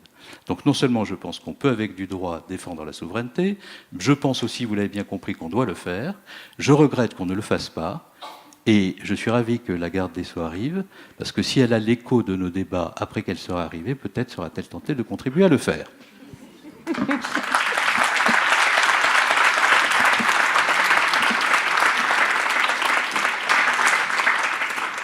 Message entendu, clear and loud, comme diraient certains. Alors peut-être, nous allons revenir sur aussi un autre point. Je rebondis sur la question de la conformité. Xavier Aubert, vous êtes en charge de la conformité justement chez Engie. Pouvez-vous nous donner un peu vos commentaires sur ce point? Et en effet, cette lacune réelle, qui est la lacune qui est évoquée par Bernard Cazeneuve au niveau européen de nos textes en la matière. Oui, merci, il fonctionne. Écoutez, merci, oui, alors c'est très, très difficile d'intervenir après mes deux prédécesseurs, surtout après Monsieur le Premier ministre, mais plusieurs remarques et plusieurs réflexions. D'abord, la première remarque sur la question, en gros, est-ce que le droit peut-il être un outil au service ou permettant la compétitivité et la défense de la souveraineté? Je dirais en tant que juriste, je n'ai absolument aucun doute sur la question, parce que par a contrario, si on prend la politique américaine, le droit est un outil exclusivement destiné dans ses relations internationales à défendre non seulement la souveraineté américaine, vous prenez toutes les règles en matière de CIFUS sur le sujet, c'est absolument clair, mais en même temps pour favoriser l'économie américaine au niveau mondial. Et le droit n'est pas une fin, mais un instrument. Et par exemple, si vous prenez les décisions, et ça je réagis sur une remarque qui a été faite sur le droit ne peut rien en matière d'approvisionnement énergétique, la décision CAATSA de août 2017 des États-Unis en matière de relations électrocarbures dit bien, et vous prenez le statement du Congrès sur le sujet, sur les 10 points en disant pourquoi on prend cette législation. Le 10e point, il est extrêmement clair et sort totalement de l'hypocrisie globale, qui est de dire il faut défendre l'économie hydrocarbure américaine et permettre son développement mondial. Point. Donc on utilise les interdictions et les sanctions pour défendre l'économie américaine et permettre son développement au niveau mondial. Et donc la politique de sanctions destinée notamment vis-à-vis de la Russie et de l'Iran ont cette finalité et le Congrès l'affirme très clairement. Donc là, il n'y a absolument aucune hypocrisie. Le droit en la matière et la sanction qui est derrière a une vocation exclusivement de défendre les intérêts économiques américains et leur développement dans le monde. Deuxième sujet, si vous prenez toujours sur cette réflexion sur le droit à l'économie, je pense qu'il y a une distinction à faire. Et là, je reviendrai après sur le côté communautaire et comment nous nous positionner en tant qu'entreprise. Il y a une différence à faire entre le juge américain et l'administration américaine. En réalité, l'administration américaine est véritablement cette vision du droit, notamment dans son application extraterritoriale, comme un instrument de compétitivité. On va prendre un exemple sur le sujet, l'écart entre le DOJ, par exemple, et là on parlera de conformité et de compliance en matière de corruption, et le juge américain. Le DOJ considère en réalité sa compétence extraterritoriale extrêmement développée. Et si on prend un dossier, et là on peut en parler parce que la décision judiciaire américaine, plutôt l'accord judiciaire américain il est connu, et la décision judiciaire américaine est connue, sur Alstom. Alstom, je ne reviendrai pas, il y a eu une convention, il y a eu un DPA entre la société et le DOJ, département d'État, et le juge, enfin plutôt le procureur fédéral sur le sujet. Je ne reviendrai pas sur le sujet. Un petit point qui n'a été pas vu, ou en tout cas qui est passé d'une manière beaucoup plus inaperçue, c'est la décision de août 2018 Hoskins, décision en deuxième circuit, l'équivalent d'une cour d'appel avant Cour suprême, sur 2 cadres et un cadre principal de Alstom, qui lui n'est pas rentré dans la convention, a décidé de contester. Et lui, ce cadre, il a une particularité, il était britannique, de nationalité britannique, vivant à Paris, travaillant pour Alstom à Paris, poursuivi pour les autorités américaines, dans le cadre de l'affaire Alstom et en matière de corruption. Et le juge américain dit quoi? Mais que le DOJ n'avait aucune compétence territoriale pour investiguer. Que le DOJ n'avait absolument pas de compétences, dès lors que s'agissant d'un citoyen britannique vivant en France et une entreprise française, pour absolument poursuivre en matière de corruption. Et là, nous sommes, ça c'était une décision de première instance, et là, la décision du mois d'août qui arrive, c'est le second circuit, en appel, la décision est totalement confirmée, et le juge décrit précisément dans quelles conditions le DOJ peut intervenir, et dans quelles conditions il ne peut pas agir en matière d'extraterritorialité. Donc on s'aperçoit que là, on a bien une pratique extrêmement agressive des institutions administratives et judiciaires américaines versus un juge qui est beaucoup plus, en réalité, légaliste, en réalité, dans son approche sur le sujet. Je renvoie sur ce point parce que si on veut revenir sur la question des entreprises et sur la question sur l'Europe, et le droit est-il un instrument permettant de la compétitivité et la défense de la souveraineté, je pense qu'il y a une décision qui, pour moi, est assez symptomatique. Alors, il y a des contre-décisions, mais je pense qu'il faut avoir absolument confiance, et le meilleur instrument que nous ayons, de manière communautaire, c'est la Cour de justice de l'Union européenne. Alors parfois, on ne peut pas être d'accord avec certaines de ces décisions, mais si vous regardez la décision qui avait été prise par la Cour de justice de octobre 2015 sur le Safe Harbor, cette décision a été doublement révolutionnaire. La première, cette décision contredire l'appréciation de la Commission européenne sur l'adéquation du système américain en matière de protection, d'une part. Et là, un deuxième point qui était beaucoup moins commenté, mais qui était pourtant beaucoup plus fondamental, c'est que la Cour de justice va dire quoi? Il appartient aux autorités de contrôle nationales réunies au travers du G29 de définir eux-mêmes et d'apprécier eux-mêmes l'adéquation. C'est-à-dire que je dépossède la Commission et je donne une structure juridique quasi juridictionnelle le pouvoir de faire cette appréciation. Alors on pourrait se dire, très bien, c'est extrêmement important. Sauf que, qu'est-ce qui s'est passé? À partir du moment où la Cour de justice a pris cette décision et a donné le pouvoir d'appréciation de l'adéquation au G29, donc on dépossédait la Commission de son pouvoir in concreto, non pas de négociation, mais de validation d'un accord avec les États-Unis sur l'adéquation. Au début, les États-Unis ont pris ça, et c'était le département du commerce avec extrêmement beaucoup de légèreté, as usual, sauf pratiquement un mois avant l'ultimatum. Et là, ils se sont aperçus que rien ne changeait. Et que là, ils sont aperçus que les entreprises françaises, plutôt européennes et américaines, commencent à se poser des questions. Qu'est-ce qui va se passer le lendemain de la deadline, c'est-à-dire le lendemain qui avait été donné, je crois que c'était juillet 2016, si effectivement on n'a pas trouvé d'accord. Et là, il commençait à avoir une vraie réflexion des autorités américaines, une vraie volonté de négociation, parce qu'ils se sont aperçus en réalité que juridiquement et donc économiquement, ils allaient être coupés totalement du marché européen de la donnée, avec tous les effets que ça pouvait induire sur leur marché. Et c'est ce mois avant les négociations où là où les choses sont devenues sérieuses, qu'ils se sont aperçus qu'en réalité, c'était une décision juridictionnelle, que politiquement, on ne pouvait pas revenir en arrière parce que la juridiction avait donné le pouvoir de négociation à une institution quasi juridictionnelle, et que là, on ne pouvait pas négocier. Donc le droit a bien été un instrument à ce moment-là qui a permis d'arriver au Privacy Shield et de reconnaissance d'une nouvelle adéquation entre nos deux systèmes qui a permis de mettre un rapport juridique de force et donc économique de force vis-à-vis des États-Unis. Mais l'enjeu derrière, c'est que le droit était bien un outil. L'enjeu réel derrière, c'est qu'économiquement, les États-Unis ne pouvaient pas perdre le marché européen en matière de données, non seulement avec les effets sur leur propre marché interne, mais parce qu'en réalité, là, ils allaient perdre le marché le rémunérateur et lucratif au monde en matière de gestion des données et de traitement des données. Donc là, c'était vraiment un enjeu sur ce point. Donc c'est pour montrer qu'en matière de souveraineté, le droit peut être évidemment un outil extrêmement performant, à la condition, et là, je pense que c'est un des points, c'est que, et là, pour nous, entreprises, c'est quand même un espace extrêmement important, c'est que si on revient sur la question européenne, on oublie, parce que c'est des choses qui nous sont tellement intégrées que finalement on a oublié que c'est intégré, mais on vit dans un monde qui est extrêmement harmonisé en matière économique. Et le droit des sociétés, tout notre droit des sociétés est harmonisé. Une grande partie de nos relations commerciales sont totalement harmonisées. On parlait du droit bancaire, toutes les directives en matière de produits financiers et d'investissement sont totalement harmonisées. On a totalement oublié que nous, dans un cadre de développement économique, même en droit des sociétés commerciales, on est sur un espace économique qui est quand même extrêmement ouvert pour nous et qui nous permet d'avoir véritablement un marché qui est vraiment intégré sur le point. On peut en discuter pendant des heures, mais ça, c'est une réalité.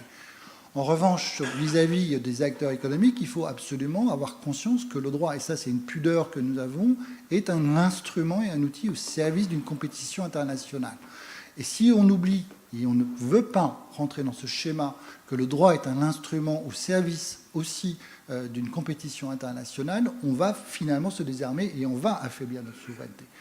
Quand on est une entreprise aujourd'hui, qu'on se retrouve en matière de conformité sur corruption, sur le GDPR, sur les sujets qui peuvent arriver demain en matière environnementale, etc., on va être soumis à des actions juridiques. Si nous ne concevons pas notre droit et nous, sociétés privées, ne nous armons pas dans nos structures internes pour à la fois nous positionner comme un acteur économique, ce qui est le business plan, ce qui est absolument la finalité de nos entreprises, mais si on n'a pas nous-mêmes nos instruments internes, est-ce que vous évoquez, Monsieur le Premier ministre, sur nos structures de compliance qui nous permettent de nous défendre, on s'affaiblit d'une part, on ouvre et on permet à des acteurs extérieurs de venir nous déstabiliser économiquement via l'outil juridique, et que donc il faut effectivement qu'on rentre sur des schémas de conformité interne, de protection, qui permettent, sur un schéma compétitif international, de pouvoir nous défendre et nous défendre à armes égales sur le marché mondial. Un petit exemple sur le GDPR, on vous le dit toujours, c'est un exemple extrêmement important. Le Brésil vient d'adopter une nouvelle loi en matière de protection des données. C'est extraordinairement le copier-coller quasiment du GDPR européen. Donc on est en train d'exporter nos normes au travers de ce point-là, au tel point c'est que les entreprises américaines, notamment en Californie, ont de plus en plus un discours extraordinairement critique vis-à-vis du GDPR, Pourquoi? Avec des positions en disant vous devez l'abandonner parce que votre position est totalement contre le cycle économique, etc. Ce qu'ils sont en train de percevoir qu'en réalité, on est en train d'essaimer des principes et des modes de fonctionnement devant lesquels, pour l'instant, ils n'arrivent pas à prendre une position ou à contrecarrer ou à arrêter. Et ça, c'est un sujet qui est extrêmement important. On montre qu'au travers du droit, on peut être non seulement très actif et de pouvoir favoriser notre business model, en réalité, nos valeurs économiques sur le sujet, et en même temps défendre notre souveraineté. Merci. Donc, j'entends ici que, quelque part, il ne faut pas être, j'allais dire, naïf sur les intentions qui sont celles de différents gouvernements pour se positionner en tant qu'acteur économique et livrer une guerre économique, si j'ose dire, et une véritable guerre de souveraineté économique, donc ne pas être naïf. 2, j'entends aussi qu'il y a cette notion de volonté politique qui doit nécessairement accompagner pour que le droit en tant que tel devienne cet outil utile. J'ai entendu aussi que certains cas, lorsqu'on y mettait ces deux éléments, fonctionnent. J'entends donc celui sur la question des données. D'ailleurs, on pourrait s'interroger pourquoi l'Europe y a vu d'un seul coup un axe si important. Pourquoi la donnée? Était-ce parce que justement elle savait qu'aujourd'hui l'innovation et la question de la donnée étaient au cœur de ces batailles? Pourquoi ce sujet-là a été mieux porté peut-être par l'Europe et que les pays tous ensemble ont accepté de donner une sorte de suprématie européenne, disons-le comme ça? Donc j'entends que ceci, si quelqu'un veut répondre à cette question, je le laisserai bien librement. Et puis après, j'aimerais qu'on voit, y a-t-il d'autres exemples? Je vous entendais, Monsieur le Premier ministre, dire sur la partie conformité, on est encore très léger, on pourrait aller un cran de plus, on pourrait créer ce juge parquet européen peut-être, on pourrait créer quelque chose de plus qui fasse qu'on ait véritablement un environnement européen de la conformité pour être en lutte. Donc j'aimerais voir avec vous, j'entends des choses qui ont fonctionné. Comment pourrait-on aller un cran plus loin et revenir aussi sur les sanctions? On a parlé des sanctions. On parle des sanctions notamment en Russie, Iran. Comment pourrait-on, au niveau européen, lutter face à cette situation qui nous provient et que l'on appelle dans le grand mot extraterritorial? Comment pourrait-on avoir quelques pistes de réflexion sur la façon de lutter? Raphaël Gauvain, je le rappelle, a écrit un rapport et vous a sollicité les uns les autres ici autour de la table à ce sujet. Ce rapport a été remis au gouvernement, il n'est pas encore public, nous n'avons pas eu la chance de pouvoir le lire. Il sera, je crois, si j'ai bien compris ce qu'il nous a dit, rendu public en février. Mais je crois que vous y avez participé et en votre nom, vous pouvez donner peut-être quelques pistes de réflexion. Il y a beaucoup de sujets dans ce que vous venez d'énumérer à l'instant. D'abord sur la question des données personnelles. Pourquoi est-ce que subitement l'Union européenne se met à s'intéresser à cette question et pourquoi est-ce qu'elle le fait avec RGPD, mais pas simplement avec RGPD, puisqu'il y a une discussion actuellement sur une autre directive, e-Evidence, qui est une directive qui est destinée à permettre aux autorités européennes, dans un cadre pénal, d'avoir accès à des preuves numériques. Je crois que l'un des éléments déterminants qui a présidé à la redéfinition de la relation entre l'Europe et les États-Unis sur ces sujets, c'est la crise terroriste. Parce que parfois les sujets politiques ou de souveraineté régalienne peuvent avoir des impacts sur des sujets de nature plus économique. Je vais vous raconter une anecdote qui montre que la question de la souveraineté est parfois une question théorique, y compris sur des sujets essentiels. Mais lorsqu'il y a les attentats du Bataclan, nous sommes absolument convaincus qu'il y a une personne qui a été à l'origine de ces attentats, qui a échappé à nos services au moment où nous sommes dans les investigations et la volonté de mettre fin à la crise terroriste. Cette personne-là, nous l'arrêtons sur l'autoroute A1. Le fichier des personnes recherchées, système d'information Schengen, est interrogé, ainsi que les autorités belges. Et comme l'identité de cette personne n'est pas au fichier, elle apparaît comme délinquante et par conséquent, nous ne pouvons pas la garder. Et lorsque nous interrogeons les autorités américaines ensuite pour savoir ce que les autorités américaines savent de cette personne, elles communiquent des éléments avec un niveau de granularité qui nous apporte la démonstration que nous sommes ignorants de ce qu'ils savent et parfois naïfs sur l'étendue de leur savoir. Bon. Et donc, dans ces enquêtes contre le terrorisme, qui sont des enquêtes sensibles, nous sommes dans une situation où nous devons avoir, pour mettre fin aux troubles à l'ordre public, à l'ordre public dans des conditions extrêmement rapides, nous avons besoin d'avoir accès à la preuve numérique très rapidement. Et les États-Unis sont confrontés au même problème, parce qu'eux ont beaucoup d'informations en renseignement, mais lorsqu'ils sont dans des procédures judiciaires, ils sont confrontés exactement à la même difficulté. Et sur une affaire particulière, les États-Unis saisissent le juge pour avoir accès à des informations, le juge ne leur donne pas satisfaction, ils vont devant la Cour suprême, et sans la Cour d'appel ne leur donne pas non plus satisfaction, et puis quand ils vont devant la Cour suprême, ils se rendent compte qu'il y a un risque, et à ce moment-là, ils prennent un dispositif qui s'appelle le Cloud Act, et qui permet d'aller directement dans les banques de données, les banques de données numériques situées en Europe, d'opérateurs américains, même si ces éléments concernent des individus européens, dès lors qu'il s'agit d'obtenir des preuves numériques. Bon. Et nous ne pouvons pas laisser les choses se faire ainsi sans qu'il y ait une contrepartie. Et donc, nous décidons à ce moment-là de remettre sur le métier la directive e-evidence qui nous permet d'avoir des injonctions de production de preuves numériques, des injonctions de conservation de preuves numériques, dans des conditions qui sont là aussi destinées à rééquilibrer les choses. Donc, ce qui a présidé à cette relation, c'est des problèmes concrets de souveraineté renvoyant à des questions essentielles, la sécurité des États, une dissymétrie de la relation, une nécessité de la corriger, une nécessité d'aller vite dans les enquêtes judiciaires et de protéger nos intérêts économiques dans un contexte où RGPD avait déjà fait la démonstration d'une certaine capacité par le droit d'imposer aux Américains des logiques auxquelles ils voulaient se soustraire et auxquelles, vous disiez Xavier à l'instant, ils continuent à vouloir se soustraire en critiquant le texte dont on voit bien qu'ils le critiquent parce qu'il a un impact. Bon.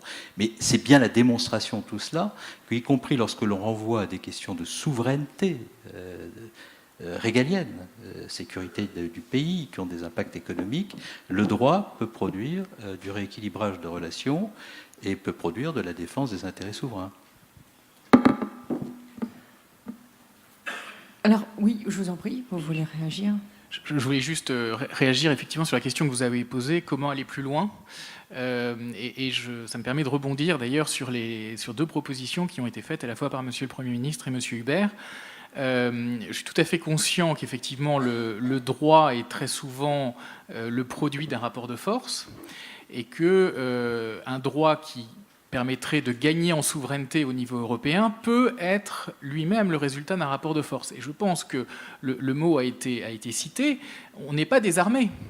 L'Europe n'est pas désarmée, notamment parce qu'elle a pour elle, encore je l'espère très longtemps, une arme puissante qui est son marché. Son marché est désirable pour beaucoup d'acteurs internationaux et il y a pratiquement aucune entreprise multinationale qui peut se priver de l'accès au marché européen. Et je pense que c'est une arme que l'on n'a sans doute pas utilisée suffisamment par vertu, parfois aussi même par idéologie. Idéologie dans un sens assez neutre, idéologie juridique, qui consiste à segmenter les chapitres du droit européen. On ne conditionne pas l'accès au marché, par exemple, au respect d'obligations fiscales, sauf dans des cas finalement assez marginaux.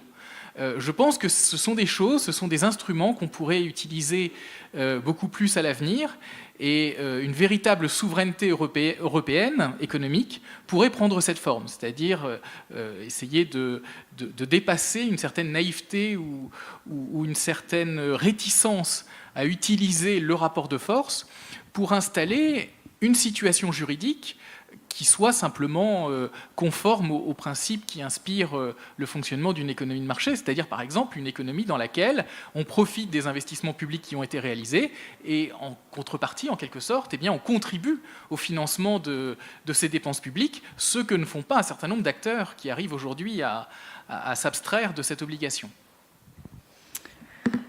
Je reviendrai sur la notion du droit européen et du droit économique européen. On a parlé, et j'entendais sur la table ronde numéro 2, on parlait du droit économique européen, j'allais dire pour favoriser l'Europe, un peu interno-Europe, pour permettre à l'Europe en tant que telle et les acteurs européens, les champions européens en tant que tels, de se développer dans un certain nombre de pays. Là, j'entends aussi que l'on parle plutôt d'une sorte de défensif et une manière de réagir dans cette guerre économique qui est plutôt mondiale. Est-ce que sur cet aspect, nous pourrions passer quelques minutes, vous l'avez un tout petit peu évoqué, je crois, Xavier Hubert, et ça a été un petit peu repris, mais rapidement par par Monsieur le Premier ministre sur la question des sanctions, notamment la notion des sanctions qui sont celles, comme on indiquait tout à l'heure, potentiellement celles de Russie, celles en Iran. Comment aujourd'hui nous nous sommes retrouvés démunis en Europe? Certains ont dit il va falloir soulever un acte pour s'y opposer. Doit-on créer du droit? Comment peut-on réagir face à ça, où aujourd'hui on sait qu'un certain nombre d'entreprises sont bloquées dans leur développement international, que ce n'est pas toujours le droit européen, et bien loin s'en faut, qui les gêne dans ce développement, mais bien un droit extraterritorial. Quelles sont vos réflexions? Encore une fois, je pense qu'il y a des pistes peut-être qui peuvent être évoquées pour essayer de répondre à cette sanction.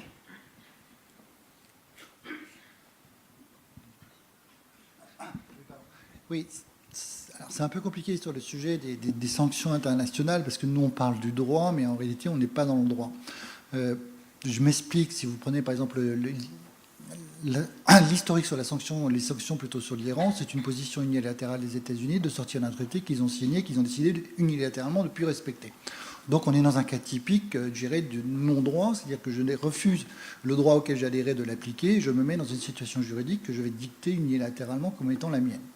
Donc à partir de là, la relation ne devient plus une relation juridique, mais ne devient qu'une pure relation politique et économique. Et est-ce que nous avons la volonté politiquement et économiquement de pouvoir nous affronter avec les États-Unis sur ce terrain-là, étant acquis que l'aspect juridique maintenant est totalement disparu, parce que les États-Unis eux-mêmes se sont mis en marge du droit international.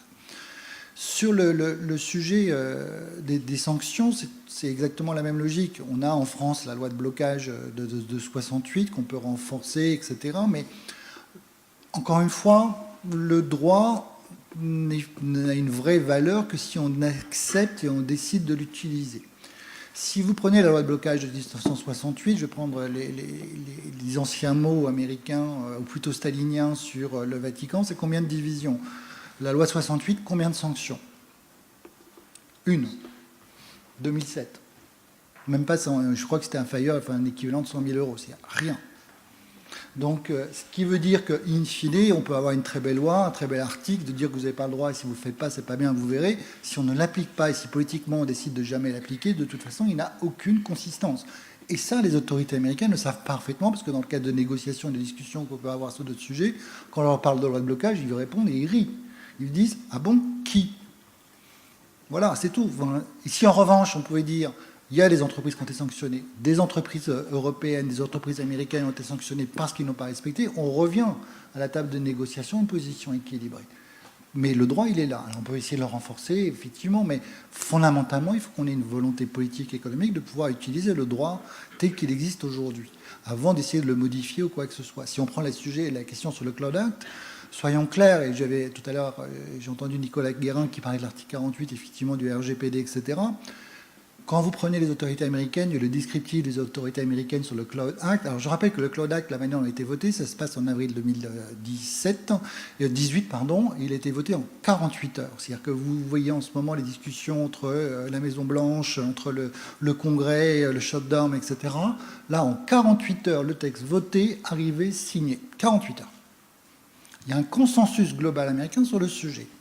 Le consensus global sur le sujet a été clair, et de dire « je ne veux pas rentrer dans des processus d'entraide judiciaire internationaux, je veux avoir l'information directement ». Ils l'ont dit explicitement. Donc ils ont dit explicitement que l'article 48 du RGPD, pour eux, ça n'avait strictement aucune valeur, et ils l'ont même totalement dit, qu'ils ont dit « si vous voulez que nous opposer l'article 48 devant un juge américain, il faut d'abord que vous signiez une convention bilatérale entre l'Europe et les États-Unis qui fait que vous reconnaissez mon droit et mon Cloud Act. Si vous ne le signez pas, vous ne pouvez pas invoquer le sujet. Le seul sujet que vous pouvez invoquer devant le juge américain, c'est la rupture des règles de courtoisie internationale que peut-être le juge américain pourra considérer. C'est tout. Donc ça veut dire que de toute façon, l'article 48 qu'on pense être une arme, ils ont d'entrée de jeu dit, j'ai pris une législation qui rejette cet article 48 et qui est fondamentalement contre cet article 48 du RGPD. Donc là, il faut dire que nous aussi, si on veut agir sur le sujet, il faut dire qu'on a un article 48, il ne faut pas hésiter à le mettre en œuvre, non pas pour nous permettre les entreprises de l'invoquer, parce que je ne peux pas l'invoquer devant le juge américain, je le rappelle, parce que seule l'entreprise américaine a le droit de faire un recours sur les décisions du Cloud Act, même si c'est les données à moi de ENG, il faut le souligner, je n'ai aucun droit de recours devant la justice américaine, moi, sur mes données. C'est seul celui qui détient la donnée, qui la gère pour moi, qui a un droit de recours, donc dont acte. Donc je ne peux pas l'invoquer, il faut donc qu'à un moment donné, les autorités l'équivalent du G29 ou l'équivalent de la Commission européenne, voire des mécanismes via la Cour de justice, acceptent et veuillent politiquement et juridiquement instrumenter cet article 48 pour poursuivre des entreprises qui auraient, nonobstant des décisions américaines, livré de l'information et de la donnée sans les accords, etc., etc. Et là, le sujet, ça ne renvoie pas à un instrument juridique, mais ça renvoie bien à une volonté politique, économique d'agir et de mettre en œuvre ces instruments juridiques. Et je pense qu'aujourd'hui, l'enjeu européen, ce n'est pas un enjeu de droit. Nous avons un droit qui est, moi je trouve sur certains aspects, nettement meilleur que le droit américain. Nous sommes sur un droit harmonisé, nous avons énormément de fluidité juridique en interne, etc. L'enjeu pour nous, il n'est pas là. C'est d'avoir derrière le moment où on est sur des positions de force économique et donc politique, d'accepter d'utiliser les instruments juridiques. Et là, pour le coup, ce n'est pas si simple que ça ou si évident que ça. Monsieur le Premier ministre. Oui, j'appuie tout à fait ce qu'a dit Xavier au début de son propos sur le fait que les sanctions américaines en Iran, c'est le contraire d'un problème de droit. C'est un problème de rapport de force. Puisque si on s'en réfère aux questions de droit et aux simples aspects juridiques, il s'agit d'une remise en cause au mois de mai dernier d'un accord signé internationalement, y compris par les États-Unis, remise en cause unilatérale de cet accord. On aurait pu éventuellement considérer qu'il y avait un problème de droit si la remise en cause unilatérale de cet accord avait fait suite à un contrôle de l'AIEA en charge de la supervision de cet accord, constatant que cet accord n'avait pas été respecté par l'une des parties, notamment l'Iran, mais jamais aucun contrôle de l'AIEA sur cet accord JCPOA n'est venu témoigner d'un manquement. C'est donc sans manquement, alors même que l'accord signé par les États-Unis était respecté par toutes les parties, que pour des raisons politiques, diplomatiques, les États-Unis ont décidé unilatéralement de remettre en cause cet accord en menaçant les entreprises qui restaient en Iran de sanctions compte tenu de la position prise par ce pays. Donc ce n'est pas un problème de droit, c'est un problème de politique diplomatique, de rapport de force au plan international. Deuxième point, nous avons essayé de réagir, y compris en droit, au sein de l'Union européenne, puisqu'il y avait des dispositions, le Blocking Statute qui avait été adopté par l'Union européenne, et qui a fait l'objet d'une révision au mois d'août, dans la précipitation de la décision prise par les États-Unis pour essayer d'améliorer notre capacité de réaction. Il y a eu des déclarations d'autorités européennes et françaises sur le thème « Voilà l'analyse en droit que nous faisons, vous n'avez pas de raison de subir... les pressions du gouvernement américain, et nous vous protégerons si vous les subissez, et moyennant quoi tout le monde est parti. Parce qu'à ce moment-là, une réalité est apparue, qui est une réalité qui là aussi renvoie à la dure théorie des rapports de force, c'est que la protection des gouvernements européens valait beaucoup moins que les amendes imposées par... le gouvernement américain à des entreprises présentes en Iran, mais développant une activité internationale en dollars, et qui pouvaient se trouver privées d'accès au marché américain et d'autres sanctions encore. Alors, ce que dit Xavier Hubert sur « il faut renforcer les sanctions pour non-respect du Blocking Statute » est très vrai. Moi, l'information que j'avais sur la seule sanction pour non-respect de la loi de blocage de 1968, modifiée au début des années 80, c'est un confrère qui avait transmis des informations, un confrère avocat, qui n'est pas ministre ni directeur des affaires juridiques d'une entreprise, qui avait transmis des informations aux autorités américaines et qui, pour ce fait, avait été condamné par le juge pénal français à une amende dont je crois me souvenir, mais peut-être ma mémoire fait défaut, qu'elle était de 17 000 euros. 17 000 euros d'un côté, plusieurs centaines de millions d'euros, voire de milliards, plusieurs milliards d'euros d'amende pour des entreprises. Bon, l'affaire est vite réglée. On voit bien que si le rapport de force s'exprime aussi à travers le niveau des amendes auxquelles les entreprises sont susceptibles de se plier, la chose est dite. Bon. Il y a un troisième élément qui est rentré dans le raisonnement des autorités européennes, Xavier n'en a pas parlé, donc je me permets, par souci de complémentarité, de le dire, c'est le fait de développer les transactions en euros. Bon, développons des transactions en euros, vous aurez moins on voit très bien la logique. Bon. Sauf que le développement de l'euro comme monnaie de transaction internationale dans les chambres de compensation ne se décrète pas, et que ça nous priverait de la possibilité, si nous allions plus loin dans un paquet compliance européen définissant une intervention extraterritoriale du juge européen, de fonder cette extraterritorialité sur le fait que la transaction a été en euros. Parce que si vous faites de la transaction en euros une condition de l'extraterritorialité de l'intervention du juge européen, vous incitez assez peu les acteurs à faire des transactions en euros, puisque ça devient un phénomène de déclenchement de l'extraterritorialité du juge européen. Donc les Américains peuvent faire de la transaction en dollars une condition d'intervention de l'extraterritorialité du juge américain, parce que le dollar est omniprésent, installé, qu'on ne peut pas faire autrement, mais pour une monnaie à laquelle on voudrait donner un peu de force, ce serait difficile d'en faire un critère 2. C'est pour ça que si nous devions définir une extraterritorialité de l'intervention du juge européen, il faudrait la fonder sur d'autres critères que la monnaie. Et l'un des critères sur lesquels nous pourrions fonder cette extraterritorialité, ce serait la présence en Europe d'une activité, soit par l'intermédiaire d'une société européenne, société fille, une société mère américaine ou étrangère, ou le simple développement d'une activité en Europe, qui est d'ailleurs le critère, pas en Europe mais en France, qui a été arrêté par la loi Sapin pour définir les conditions d'une intervention extraterritoriale du juge français. Un point, une précision, là aussi je pense qu'il faut... deux points. L'un, c'est une anecdote. Le deuxième, sur aussi la manière dont, en réalité, on a du mal, nous, à mettre en place des outils équivalents qui nous permettraient au moins de discuter d'une manière égale avec les autorités américaines ou nos confrères ou nos homologues américains. Le premier, c'est qu'effectivement, on parle des sanctions sur l'Iran et on parle du droit ou du non-droit. Si vous regardez le cadre des sanctions américaines sur l'Iran, il y a un point qui est extrêmement, moi je trouve savoureux en réalité, c'est que le service juridique est hors scope de la sanction. Ce qui permet aux cabinets américains de s'installer à Téhéran, et ils sont installés à Téhéran, pour produire du service juridique directement en Iran pour les entreprises, notamment européennes, qui veulent sortir d'Iran. Donc voilà, les Américains ont prévu un silo où il n'y a pas de sanctions possibles pour que leurs cabinets et leurs droits puissent s'installer en Iran et permettre aux entreprises européennes de sortir de l'Iran. Donc, voyons, ils ont une vision très instrumentalisée du droit, ils ont bien compris comment on pouvait l'utiliser.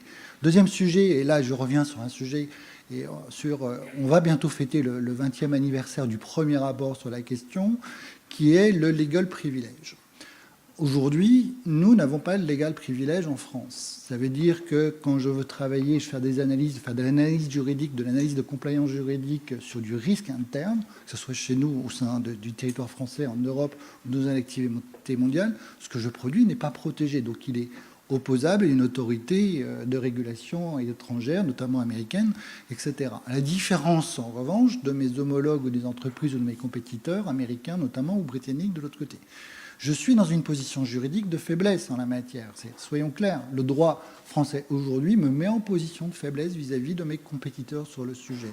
Le droit européen qui a bien réussi, après on peut toujours discuter sur le sujet, sur la partie secret des affaires, de nous mettre à un niveau du trade secret américain, en équivalent en tout cas, ou une adéquation, pour l'instant on ne sait pas du tout en parler de ce sujet. Mais pourtant, la divergence des droits européens sur le sujet, la divergence des droits applicables entre le droit belge, britannique, allemand ou le droit français qui n'existe pas, etc., fait que nous sommes dans une position aujourd'hui de faiblesse vis-à-vis de nos compétiteurs internationaux, dès lors qu'on va devoir faire l'analyse de risque et de pouvoir éclairer nos dirigeants sur les risques, dès lors sur certains types d'opérations.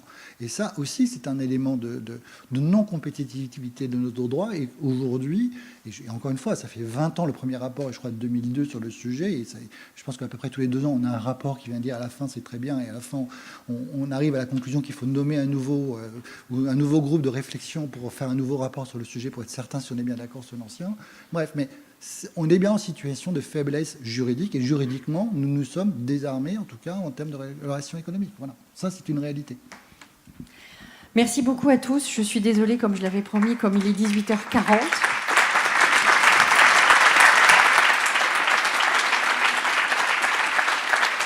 Il nous reste à peine 2-3 minutes. Tout d'abord, je voulais remercier absolument nos panélistes parce que je crois que ça nous fait d'abord une belle conclusion de tout ce qui a été dit aussi sur les tables rondes précédentes. C'est un sujet qui est à la fois compliqué, vous l'avez dit, et je crois que vous l'avez très très bien dit, qui relève aussi d'une volonté politique, d'un choix. Des outils existent, des outils peuvent être utilisés.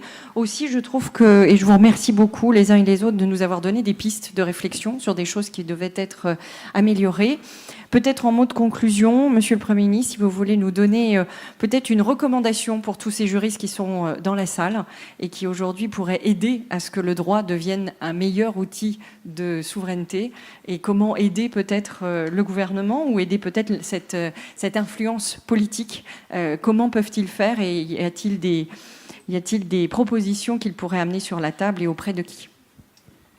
Bien, pour ce qui concerne le gouvernement, j'ai entendu à l'occasion du Grenelle le Premier ministre s'exprimer sur ces sujets de façon extrêmement pertinente et clairvoyante, répondant en cela à un certain nombre de préoccupations qui ont été exprimées par votre association et qui sont des préoccupations qui renvoient à la dernière interrogation exprimée par Xavier Hubert à l'instant concernant le legal privilege. Généralement, les avocats sont assez peu enclins à accompagner les juristes d'entreprise dans l'expression de leurs demandes. Et moi, je suis assez peu enclin à tenir devant les publics les discours qu'ils ont envie d'entendre.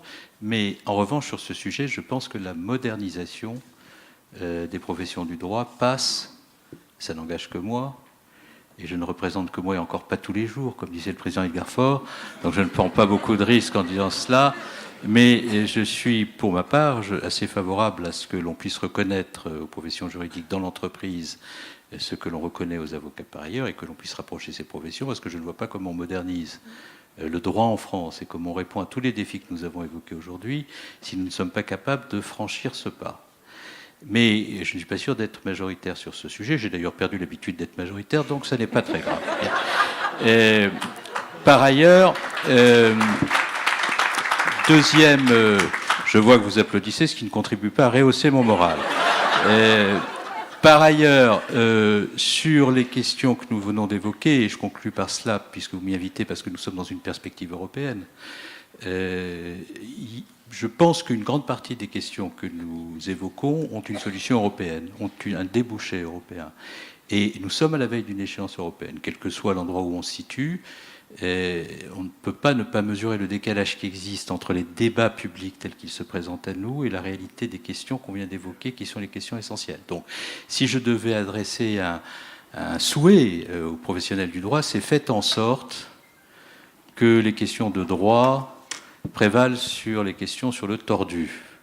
C'est-à-dire essayer de faire en sorte que les questions de droit soient les questions politiques majeures dont on parle, parce qu'elles sont les questions politiques majeures qui s'adressent à nous. Donc, il y a une très belle matière intellectuelle, il y a de très beaux sujets politiques, il y a de très beaux sujets juridiques. Il ne tient qu'à nous de nous en emparer pour essayer de faire prévaloir l'intérêt général. Et l'intérêt général, c'est quand même la meilleure des choses à partager lorsqu'on s'intéresse aux affaires publiques.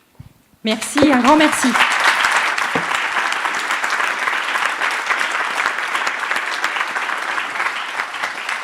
Merci encore à ce dernier panel. Merci à vous tous. Je vous invite maintenant à monter au premier étage où nous allons donc recevoir Madame la garde des Sceaux. Merci.